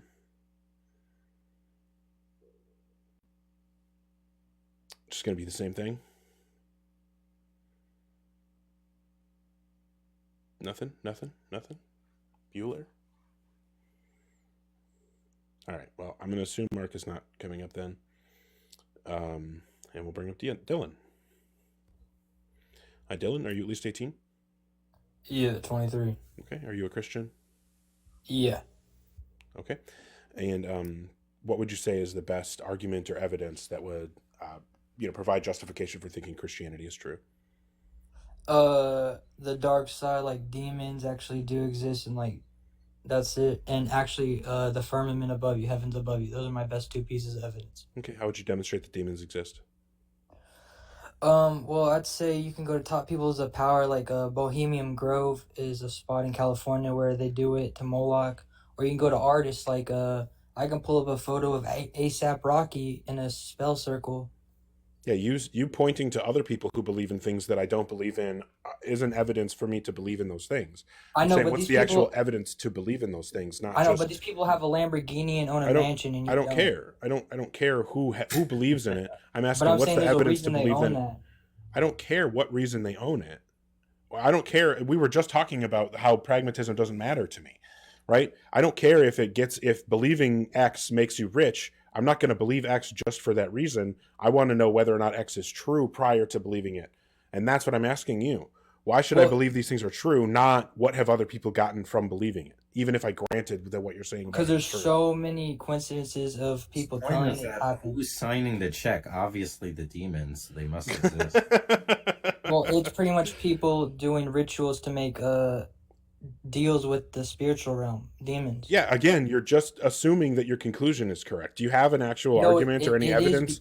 Do you have an argument or any evidence of any kind? I'll give you evidence. There's a woman named Mabrina Abramovich. She does spell casting where like real blood, and just go look what she does. And she's in a position of power. She's with Rothschild. She has trillions of dollars. No, she doesn't have to pay taxes and go to work like you, bro. Now you're just parroting like why is conspiracy this theory doing bullshit. This? Why is this trillionaire doing spirit cooking? Why is she eating a bloody body with because she believes in that Lady nonsense. Gaga? Because she believes in that nonsense, maybe. But why? But why does she believe it? Look, we agree they do that Also, stuff. Christians believe this. It's not only Dylan, stop. Dylan, stop. Okay. We agree that the people. Okay, we agree that people do those things. That the idea is that the best explanation for how they achieve those things is the rituals being successful, that they're actually doing magic, or demons are magic's a real giving thing. them those. Okay, demons are giving them those powers. What we don't see is reasons to think that. And I also want to preface, obviously the existence of demons, like there are non-theological accounts of demons that atheists do believe in. There are atheists who believe in ghosts and spiritual woo demons, like malicious spirits, as well as there are atheists who believe in magic. Those are just like logically consistent. So if I just had the view as an atheist that people are doing magic to achieve riches, and that's a more modest theory, then that theory is evidence as much for my view as your view. That's not an independent reason. That doesn't invite us reasons to think a God exists. Well, also, when you say Jesus Christ in front of these demons, they get weaker, they go away. In every case, I'm being serious, go to talk to anyone that's encountered a demon. There's a black guy that did a podcast recently on YouTube, and he talks about his family. He thought they were crazy, but then all of them agreed on the same story. And then he encountered it later on in his life because he was in the rap music industry. Well, there's multiple cases of this, bro. I don't think seriously. To be fair, you're saying this woman does spirit cooking, and she just happens to be connected with the Rothschilds and Lady Gaga. She's just doing this for some reason. She has millions of dollars, and she just likes to do this. I believe that these things are purported, but another thing that I have also come to believe is that you don't actually have any kind of argument or evidence. So unfortunately, I don't have the patience for any more of that. I don't know. Maybe that makes me a terrible person, but I just don't understand.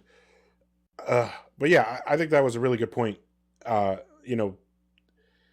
even if you could show some kind of supernatural thing, that doesn't mean that a God exists. So yeah, you could absolutely say like, okay, this is all true. These people all made their money off of this like supernatural, magic stuff. We still are no closer to God. So I don't know. I don't understand. Well, okay, for third time's the charm. We're going to try to bring Mark up. Hi, Mark. Are you at least 18? Yes, I'm well over. Okay, cool. Are you a Christian? Yes. Okay. I've got a question for you. Okay. Your premise is Christianity is false. Mm-hmm. Correct? Yeah, that's what it says above my head. Yep. Yeah. Now do Muslims. I'm not having sex with anybody. No. I don't want to hear talk. I'm not having sex with anybody. Put up I'm there. just saying. Put up there. Muslim is false. And you think that would make any? You think that would actually make sense? And then we'll have a conversation. Really? Okay. You're afraid of that. Islam. Want to know why you're afraid of that? That's why it doesn't make any sense. Do you mean I should put Islam as false? Yes. It's like saying Jew is false. You just put Christianity as false. Yeah, Muslim now isn't a religion. Islam, fat fag. Now do Islam, you fucking lunatic. You laugh. You my God. Like nobody's got you. So insulting. Oh my God. He called me gay. Well then, dude. Oh my God. Was that guy sober? I know it sounded. I actually was. I clocked that pretty early that he his breathing sounded like he had a few. So I was gonna say even the way he was speaking. Yeah, speaking was not there. I felt like I was in 8th grade again. Jesus, that's something that something I found doing these lives is that I actually just posted a video where I tried to post it and both TikTok and YouTube muted the video and I didn't even realize it before I posted it, but it's because at the end the guy starts yelling the R word at me and stuff like that, and I reposted an edited version of it, but I don't know, this is probably the first time doing these lives, the first time since my middle school days that I've had people screaming that stuff at me. Yeah, I just realized something. He actually jumped a few steps. He came in and asked you the obvious question of whether it says over your head Christianity's false, but he never asked you if you're an atheist. So imagine you were Muslim. Right. He's like, does it say Christianity's false? And he says, put Islam is false. But you could believe in Islam. You can actually think you're indifferent to other religions other than specifically Christianity. So it doesn't even make any sense. Yeah. Yeah. Plus, I don't know. It's such a... The honest truth is I grew up Christian, so it's a really easy thing for me to talk about. I can't pretend that I have the same level of familiarity with Islam.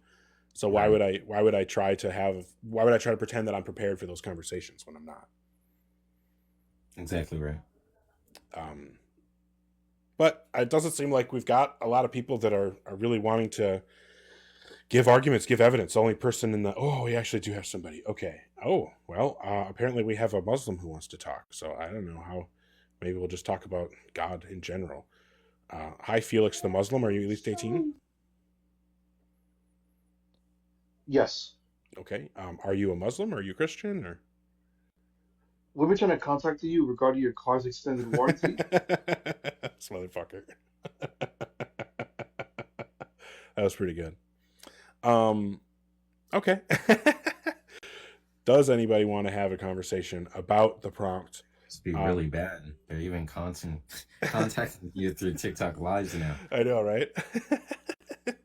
Good times. I really like that that Malpass argument that I was using. That if Christianity is true, then a perfect being exists. If a perfect being exists, Christianity is not true.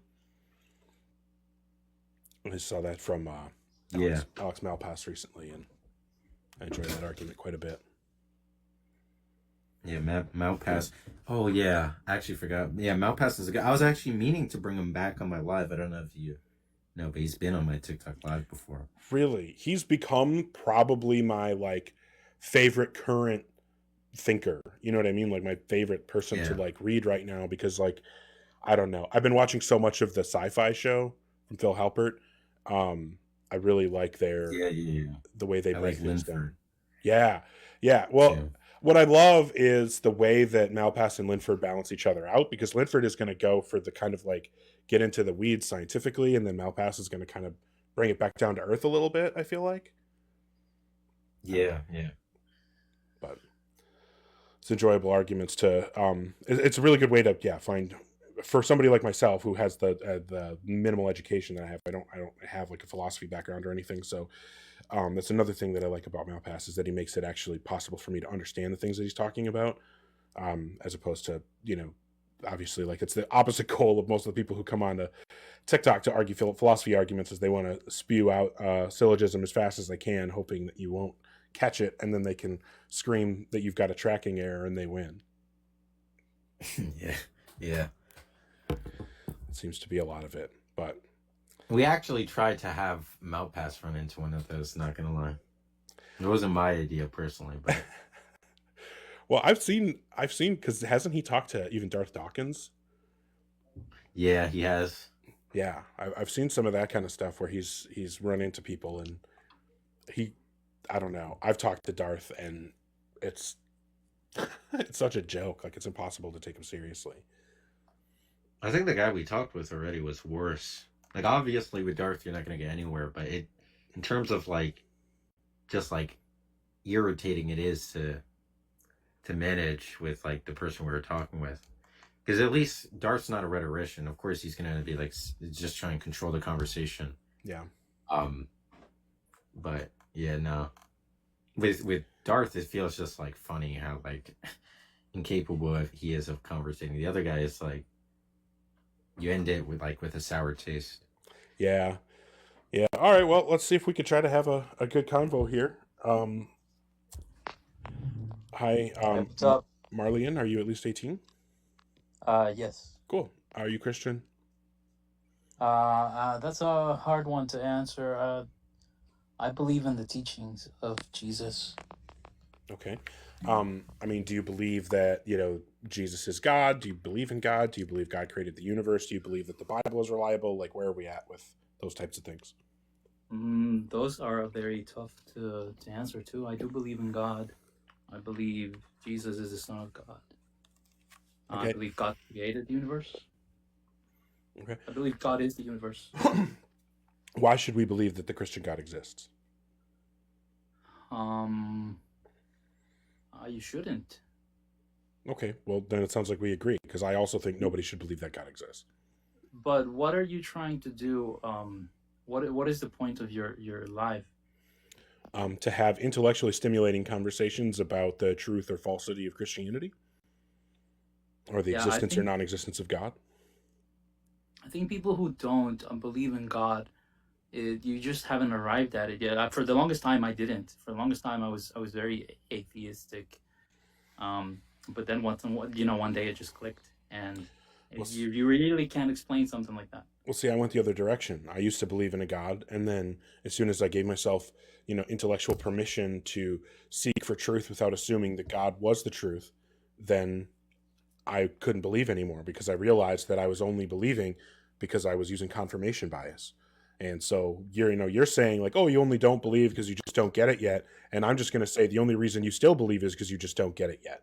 You're just using confirmation bias to falsely, to overinflate the importance of certain evidence and appreciate the importance of other evidence, so that you can, maintain the position that you want to hold, which is that God exists. See, like I can make claims about your mental states too. I think perhaps you were fed, kind of the wrong kind of thoughts. Like, all I care about is what's true. It doesn't matter what denomination anybody is. All I care is what's true. Is there any good argument or evidence that would lead us to believe that Christianity is true, that it is true that the Christian God exists, anything like that? Well, let me ask you this. What do you think life was like before Christianity? I don't care. Is there any argument or evidence that would lead us to believe that the Christian God does exist? Well, we have no conversation then if you're not willing to engage in this. I don't know what you're doing here. Yeah, I'm trying to talk about whether or not the Christian God exists, whether the and I'm Christian trying to religion ask you, what do you think it was like before the Christian God was even in that has nothing to do with world? whether the God exists. Do you want to give an argument? Do you have evidence to present? Anything like that? No, we got nothing. I Okay. mean, that's it. Yeah, I We mean, got hey, nothing. if you, I grant that you aren't able to provide rational justification to I believe in mean, your if you religion. can't answer a simple, you're not willing to engage, then we got nothing to do here. It's not that I'm not willing to engage. It's that we're not talking about the topic here. The topic is about whether this religion is true, whether this God exists. What do you think it was like before that God even existed in this world? What do you think that the world pre-Christian, the pre-Christian world? This is unrelated. Explain it to me. Describe it to me. This is unrelated. If you think so, then I guess that's what you think. So, Yeah. So do you actually have any kind of argument or evidence that would provide rational justification to believe in you're not your engaging religion? with my argument at all. So Because you're not giving a relevant argument. I mean, you don't want to engage it. There's nothing to engage with so far. You aren't giving an argument that's relevant to the point. We're not. If you're saying that the Christian God began existing when people began worshiping him, then we agree that the universe wasn't created by the Christian God. We just disagree about him coming into existence when people started worshiping him. But that's not the point. That, like, if all you're saying is that the Christian God is real insofar as people believe in him, well, then that's fine. Then that also means that Batman is real and Spider-Man is real and Harry Potter is real. And I just don't believe the fictional characters are real. If you do, that's fine, but that's not what I'm here to talk about. Oh, so you think that there's that's the problem. The problem is your interpretation of it is very lacking and just wrong. And if you're trying to get... even in your question, which was a derail from the actual point here, even in your question where you were trying to derail, you were talking about like before the Christian God existed. So you were presupposing in your question that the Christian God didn't exist until some point when people properly worshipped it and it began to exist. I'm saying that I agree prior to then God didn't exist. The disagreement is that I think that he continued not existing even when people worshipped him. Okay, I'm guessing you're a hardcore atheist, right? You just nothing. You're all science. Also, you only what science tells you is what you believe. Here's the thing. It doesn't matter what I believe. I could be a completely blank slate and say I have no positions on any propositions whatsoever. And now you have the full free reign to help me to come to whatever conclusion you want me to come to by providing me an argument. And I have no competing beliefs that you have to worry about getting around. In that scenario, can you walk me to the conclusion that your God exists? My God exists for me. I'm not trying to change your mind. The only thing I'm trying to do is trying to get you to think of things a different way, because the way you're thinking of them is what's got you here. Well, what you need to do, the way that I think is I believe things that I have, justification to believe in, and I don't believe things when I don't have justification to believe in them. So if it is true that the Christian God exists, I want to believe in it because I want to believe true things. But in order for me to know that it's true, I have to see the justification that demonstrates that it's true. So what do you need? What are you looking for? I'm looking for any kind of rational justification that would lead me to the conclusion that it's true that the Christian God exists. What would that look like? Like I said, I'm open to any rational justification. What is the rational justification that you use to support the belief that God exists? So you don't know what you're looking for. You're saying you're looking for anything, but you don't know what that looks like. An argument, some kind of evidence, preferably an argument that is accompanied by evidence. An argument would change your mind, you think? Certainly, arguments have changed my mind on a lot of positions. Yeah. And as far as evidence, what kind of evidence do you need? It depends on the exact claim. It would be different types of evidence for different types of things. People sometimes make fine-tuning arguments, and that requires certain types of evidence. And people sometimes make historical arguments, and that requires certain types of evidence. Like, it depends on the claim. You're trying to nail me down into this, like, well, you need to tell me exactly what I need to do. That's trying to make me do your job for you. Stop interrupting me. Stop interrupting me. Stop interrupting me. There's no need to interrupt me. Calm down. Take a deep breath. You calm down, all right. You're out here take a deep breath. Calm down. So here's what's happening.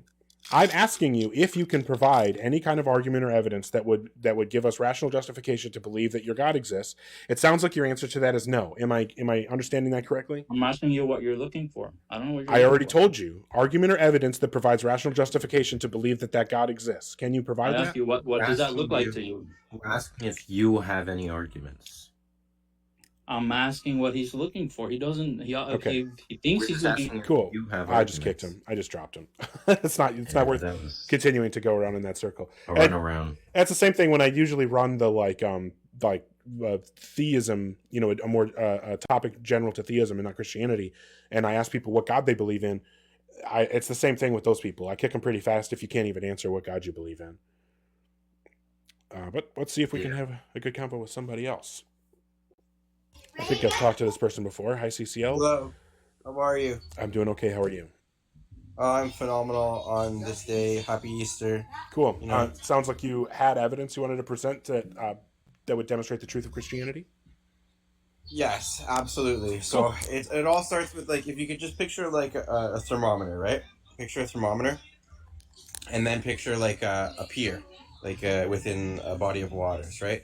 So you take the picturing of the thermometer and the pier and the body of water, and then you have to position like a Brinks truck there, right? So a couple of plastic dollops, 3 chairs, paint the walls, change your oil, right? But ensure that you add 3 cups of... Okay. Well, Yeah. that was fun. I don't know what he was going on about. Yeah, I don't know. It's sometimes with those I wonder, like, should I just let him go? But I also know that my patience runs out pretty fast. No, yeah, that's completely, like, I would have done. I actually was thinking about dropping him that exact same moment, unironically. It was just like, what do we even do it at this point? Yeah. I love how, like, people that come up and that, like, don't want to give arguments, and then they say that, like somehow that's like a failure of me, like I've somehow done something wrong. I don't know, because they can't provide an argument. Like, if you think a specific proposition is true and that you're justified in believing that it's true, and I ask you for the justification to believe that it's true, I don't know how you could possibly need further information from me. Like, what possibly could I provide that would help you be able to give me that justification? Like, I don't understand. I don't know. I don't get it at all. Yeah, I mean, there's nothing really unclear about that. Yeah, I mean, if you believe in the thing, unless you're just saying, like, that's the only thing that I can think is, like, it's basically an admission, like, yeah, I believe it without evidence, so I don't have evidence to give you. And it's like, well, you can just say that. Like, that's fine. I can respect at least if you can be honest. Like, I don't think that you should do that, but at least it would be honest to say that that's what's happening. I don't know. Mark, I'm not bringing you up again because all you're going to do is, like, yell about other religions. People are ridiculous. I'm actually, hold on. Yeah, actually, I'm gonna dip. I gotta go. Awesome. Well, it was cool being up. Yeah, thank you. I appreciate it. Yeah, no problem. Peace out. So yeah, we'll talk some other time. Oh, yeah. Well, it was fun. Having a little bit of assistance from Monkeyboy, somebody whose content I've watched for quite a while, actually. So that's pretty cool to get his perspective on some of these conversations. Like, I don't know, some of these people, like, the arguments that they actually want to give is just insane. Like, just total non sequiturs and, like, I don't know, completely, I don't know, running from the point a lot of the time. But I don't know, maybe somebody does want to give a good argument. I'm not really interested in hearing you, like, yell about other religions. I'm not really interested in all gods can exist. Yeah, I don't know. No one can give you what I'm looking because you don't know what you're looking for. I already told you what I'm looking for, man. I'm looking for some kind of argument or evidence that provides rational justification to believe the Christian God exists. That's it. It's pretty simple. It's pretty simple, I would say. It seems simple enough to me, at least. Yeah, I mean, the people that are like the, what is it, like omnitheists that say that they believe in everything. Yeah, I don't understand, because it's contradictory, because you're just, and then at that point you're just admitting I believe in contradictions. And believing in contradictions, I don't know, Marlene, what the argument would look like. You're the one that believes you have justification to believe in the God. So you just tell me what the justification is. You tell me what the evidence is. That's all you have to do. Jesus Christ. You're the one that believes in it. You're the one that believes that you have arguments and evidence. So just tell me what they are. It's pretty fucking simple. But a lot of things are contradicting about the Bible. The Bible contradicts itself constantly. Yeah, just reading my mind is definitely the way to go. But yeah, if anyone does actually want to come up and have a conversation, Rosaline, if you want to come up and talk about the Bible, we can talk about the Bible. I'll be honest, that's not, like the topic that I'm most interested in talking about, but it's certainly something that we can talk about. I just want to have conversations with people who are actually able to have adult conversations. So if somebody wants to have an adult conversation and is able to, engage in an argument, either provide an argument or engage with an argument that I provide, then we can have a conversation and we can see where we disagree and why, and we can see if there's any way for us to, move each other, closer to each other's positions, right? Like maybe I can, find a way to convince you to move a little closer to my position. Maybe you can find a way to move me towards yours. Either is fine. I just enjoy having the conversations. But yeah, the argument that I gave before, like I said, was from Alex Malpass. He did a debate with Stuart Connectley where Stuart showed just what a joke he is. But it was an interesting debate where Alex, kind of showed that Christianity is self-defeating.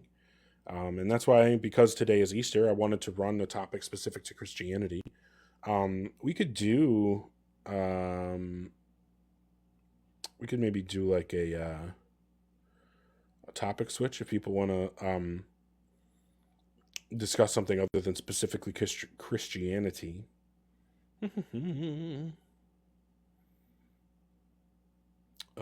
What is... No, that's not what I'm looking for. Maybe it's this one? Yeah. Maybe we do a quick... what just happened?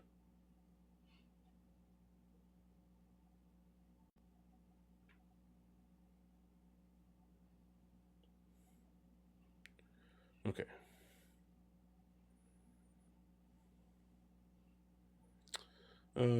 Everything sucks right now. Just gonna try. All right.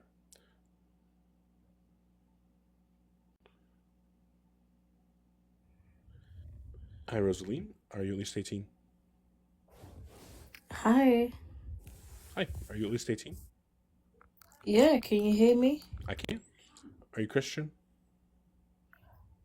Yeah, I'm Christian, but I'm not very strong in my faith. But I just wanted to ask, what is it about Christianity that is false? I just want to know from your perspective. Well, I mean, the religion itself cannot be true. Like, it's not possible for the religion to be true. There's a few different arguments that we could go through if you'd like to go that direction. Okay, when you say religion, do you mean, because obviously most Christians believe in the Bible, so do you mean like, is it the Bible that you don't believe, or it's just the religion?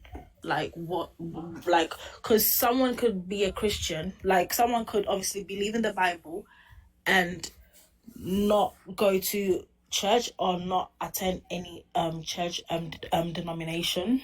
So you need to be more specific. Is it the Christianity or is it the Bible? Well, it's Christianity, right? The Bible is full of falsehoods as well, but the religion itself is self-defeating. Like the claims of the religion prove that the religion cannot be true. Its God cannot exist. All right, so can you give some like examples? Because you're saying it's false, but you're not like providing any examples. Yeah, sure. So if Christianity was true, then an all-good, all-knowing, all-powerful God would exist, right? Mm-hmm. Okay. But if an all-knowing, all-good, all-powerful God existed, then there wouldn't be such an unjust system in place like original sin. So that means that if that all good, all powerful, all knowing God existed, then Christianity must be false. So what that means is that if Christianity is true, then a certain type of God must exist. But if that type of God existed, then Christianity couldn't be true. So what that means is that Christianity is self-defeating. It implies, in its just by its own definition, by its own qualities, it implies its own falsehood. Okay, I don't think that's clear to me what you're saying. Okay. So do you agree that an all good being would only ever do good things? Yeah, of Okay. course. Yeah, I agree as well. Do you think that if you were creating your own system for a society and you could make the laws be any way that you wanted them to be, do you think that it would be a good thing to make laws that are unjust where you punish people for crimes that they didn't commit? Okay, can we be more specific? Yeah, sure. Are you So like talking about let's say that I'm starting my own country, right? And I get to make up the laws to be whatever I want them to be.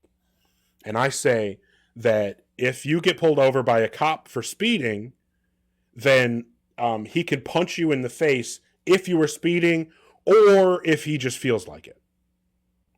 Now, obviously, we could probably debate whether or not getting a punch in the face is justified just over speeding, but I think that we could definitely agree that it's a totally different thing that he should also be able to punch you even if you weren't speeding and he just feels like it. Like, that's unjust, right? Okay, let's go to the Bible. I'm just asking if we can agree on the concept of justice. Do you agree that punishing someone for a crime that they did not commit is unjust? No, it's not. Okay, so what when you say justice, what does that mean? What do you mean when you say something is just? What, something is fair? Okay, so you're saying that punishing someone for a crime that they did not commit can be fair sometimes? No, it's not. Okay, so is it just to punish people for crimes they did not commit? It's not. Okay, I agree that it is not just to punish people for crimes they did not commit. Is it just to hold people morally responsible for crimes that they did not commit? No. Yeah, I agree.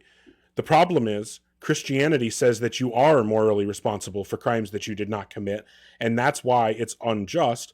And since we agree that a good God would not create an unjust system, then that means that Christianity was not created by a good God. So again, if a good God existed, Christianity would not be true. So Christianity is false because a good God must exist if Christianity was true. So it's self-defeating. Okay, are you basing that on scriptures? Where are you getting that from? Yeah, sure. So let's see. Well, about bleeding on a sheet on wedding night. It's like so it's like Deuteronomy 22. So I think this is the one that I'm looking for. So it's going to be Deuteronomy 22.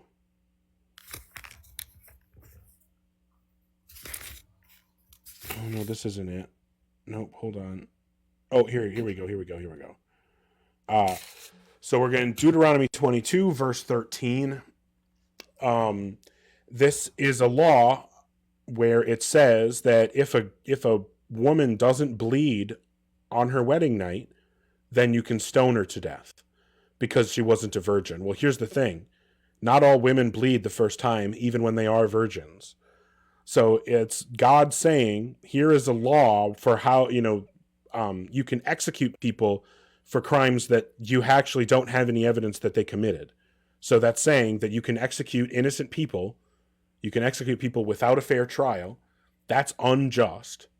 So if your God, if the God of Christianity, which I guess would be your God if you're a Christian, if your God created this law, which the Bible says he did, then that means your God is unjust. If Christianity is true, then God would be just. God isn't just, so Christianity is not true.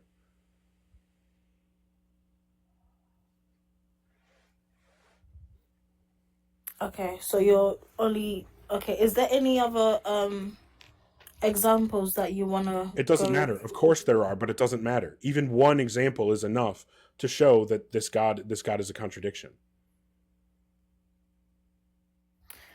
Okay, that's where you're reading is very history. So that was talking about like back in the days. It doesn't matter. It doesn't matter. That's your God. That's the God of Christianity. Are you saying that the Old Testament lied when it said that God gave these I've never laws? said the Old Testament lie. Okay, I'm so saying, then it doesn't matter that it's in the Old Testament. It's the same God. yeah, So I've the never said God, it's a so the different God God. of Christianity gave unjust laws. Again, if God is if God is all good and God gives unjust laws, that means God is not all good. So an all good God that is not all good is a contradiction. This God cannot exist. Okay, thanks for your opinion. I just wanted to know from your perspective, and I think you've given your reason. Yep. All right, It's thank because you. the Christian God is a square circle. Okay, that's what you believe. No, it's not what I believe. It's what the Bible says. Sorry, what did you say? The Christian God is what? A square circle. What does that mean? One of the defining characteristics, or some of the defining characteristics of a square, is that it has four straight sides that are all the same length and four 90-degree angles, right? And one of the characteristics of a circle is that it's perfectly round with no corners, right? So it's not possible for an object to be both a square and a circle at the same time. It's an internal contradiction. That's what the Christian God is. It's an internal contradiction. It is blue and not blue at the same time. All right, thanks for your opinion. I mean, I do respect what people believe, and I just wanted to hear from you, and I think I got that. Yeah.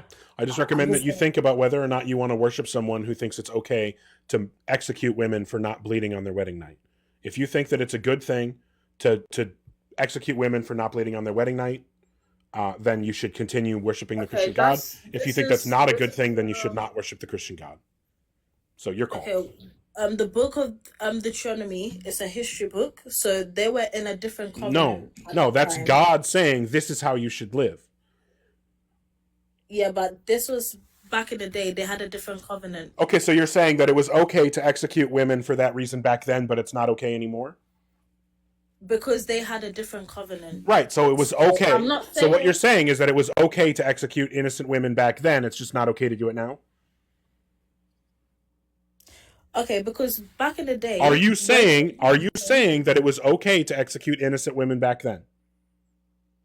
Okay, I don't think you're letting me speak. Because you're not answering my question. So I'm asking you to directly answer my question. Yeah, I need you to directly answer the question. Was it okay to execute innocent women back then? Okay. I don't know how I can answer this question. Yeah, just a yes or no is all you need to give. It's a one-word answer. Was it a good thing? Yep, you run away. Yeah.